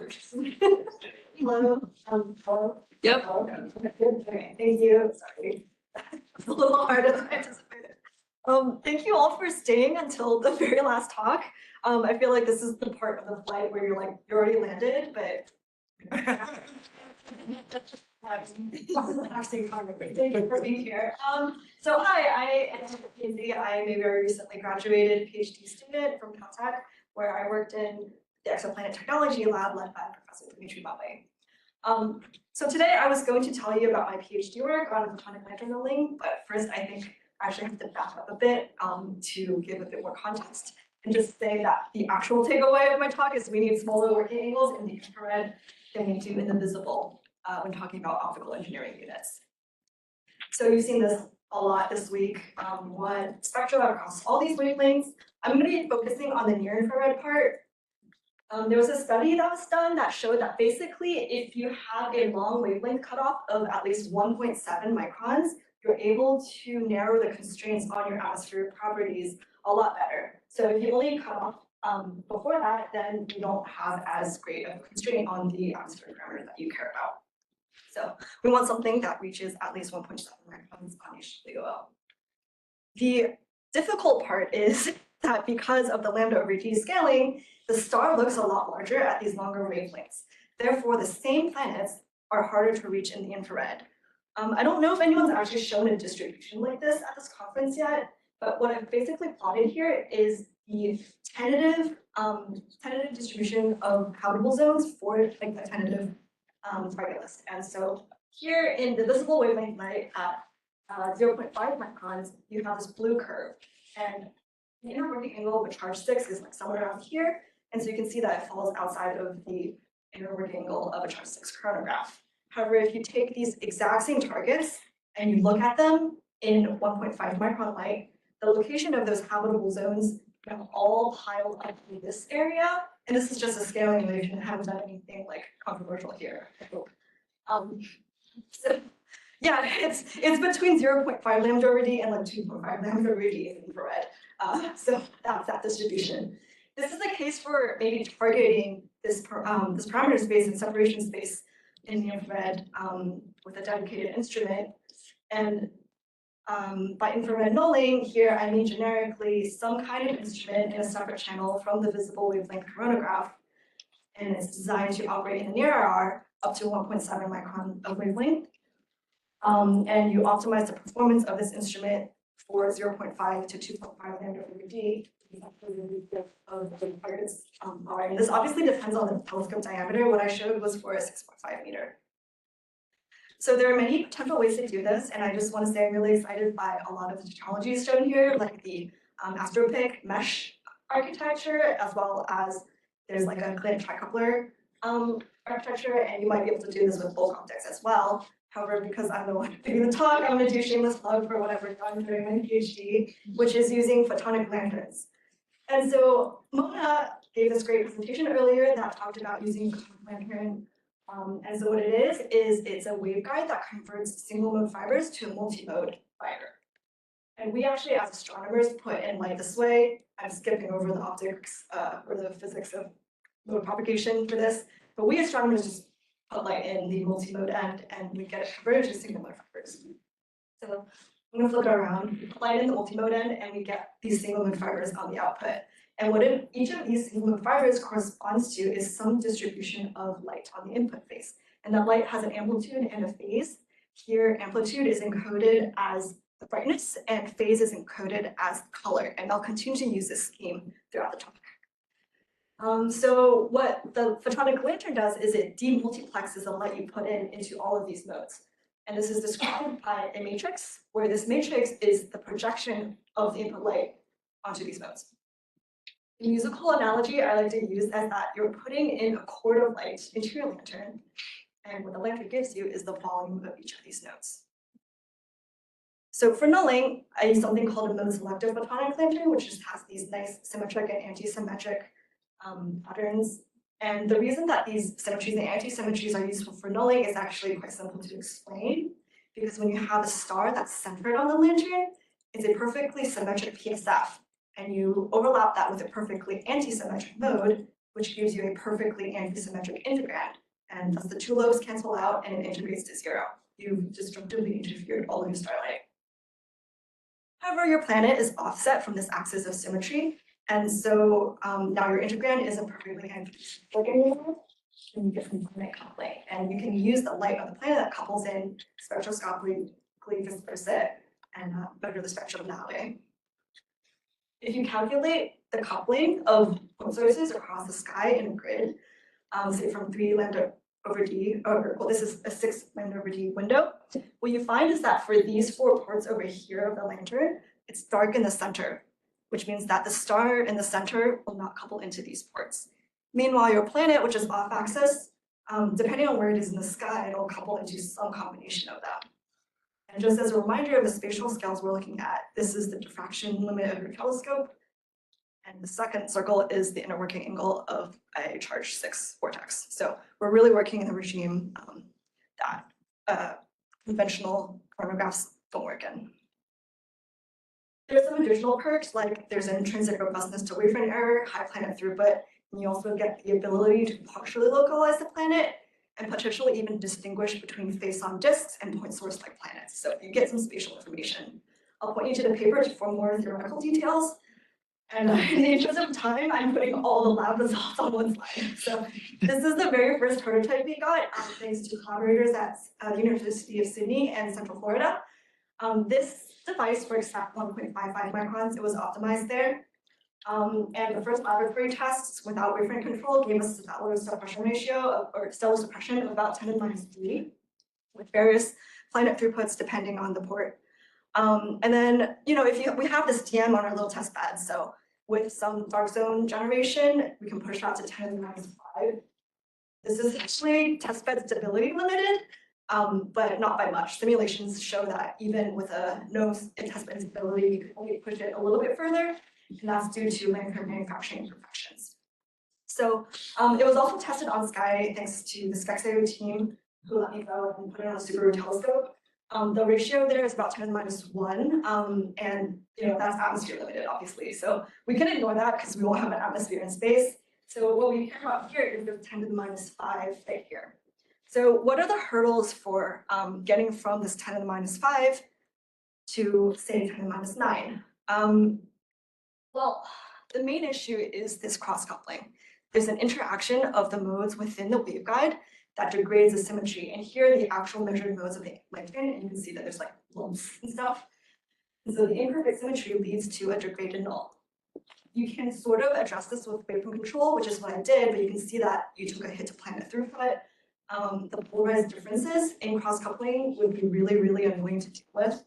And also to push beyond like the 10 to the minus 5, you would also need to adapt some sensing algorithms to find more optimal solutions.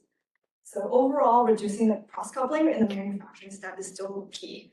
I think this is only our first prototype, so hopefully future lanterns will have better cross-coupling.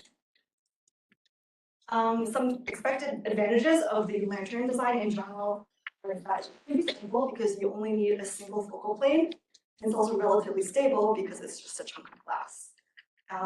You can adapt the design to design a lantern that can let you do milling and movement sensing simultaneously, which enables a bunch of fancy wavefront stabilization and CDI type post-processing techniques. And you can also combine it with chips for further processing and phase control if you want. So to summarize, I think we want some kind of infrared, very close working angle instrument on HWO because the targets, the planets that will detect in the visible are going to look way closer in the infrared. So the photonic lanterns are just one potential architecture. The main limitation is the lanterns themselves right now, but a new wavefront sensing algorithm could be helpful, and it's actually already hitting the point of being testbed limited. So all the current really high contrast testbeds are in the visible, so I would really love to see some IR testbed pushing IR chronograph technologies, because I think we're already getting some demand for that. And also just continuing to develop all the different architectures that can target the space will let us better understand their respective advantages and limitations. So thank you all for listening. I'm happy to take questions.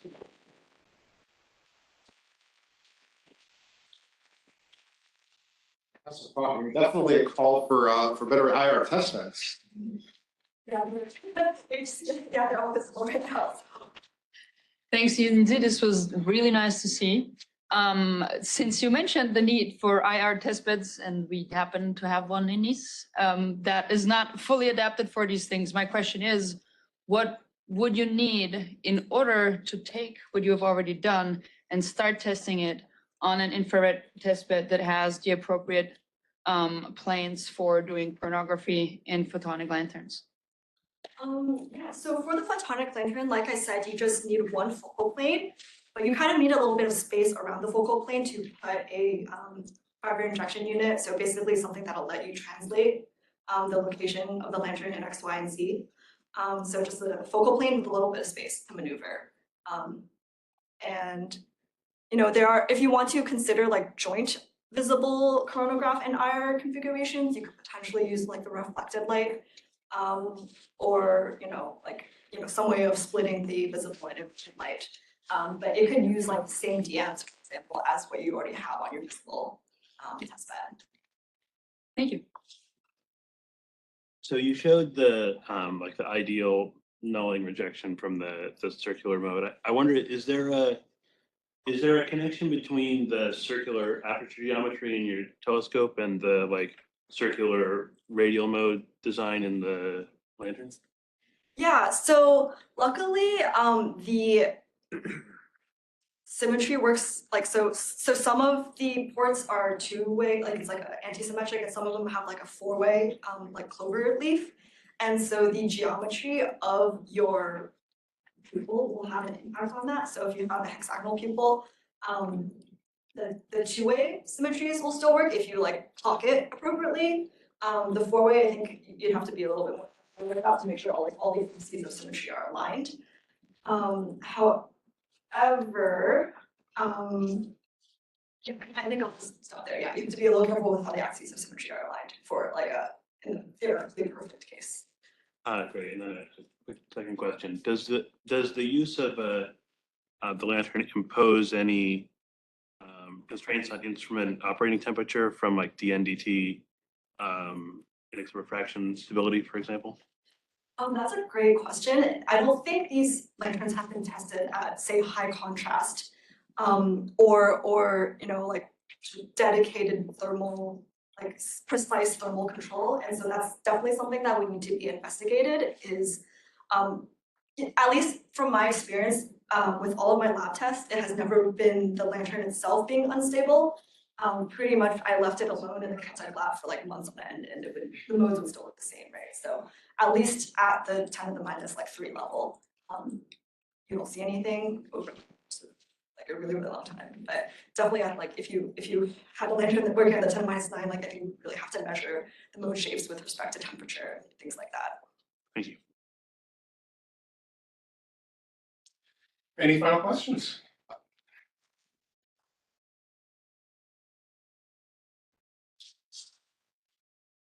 Thank you. How far away do you think this technology is from benefiting from or requiring vacuum chamber testing? Well, I think the current inner cuspides bottom out at like a few times 10 to the minus 9, right? So I would say in the infrared, I think you're limited by exozody at like 10 to the minus 9 anyway. Someone correct me if I'm wrong, I'm not an expert, but yeah, it's possible that like just in terms of contrast, like we might be able to get the 10 to minus 9 inner cuspide, because I think chromographs have gotten to the 10 to minus 8. I'm not sure the 10 to minus 9, but definitely the 10 to minus 8 level in the air cuspides. So until the lantern gets to 10 to the minus 8, I don't think there's a need to put it in vacuum. Do you think there's a timeline for 10 to the minus 8? I don't, this is above my pay grade because I just graduated, so I'm no longer working on this. People who like are in charge of the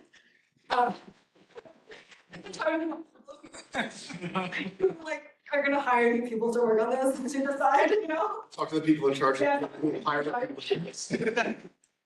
Graduated. Oh.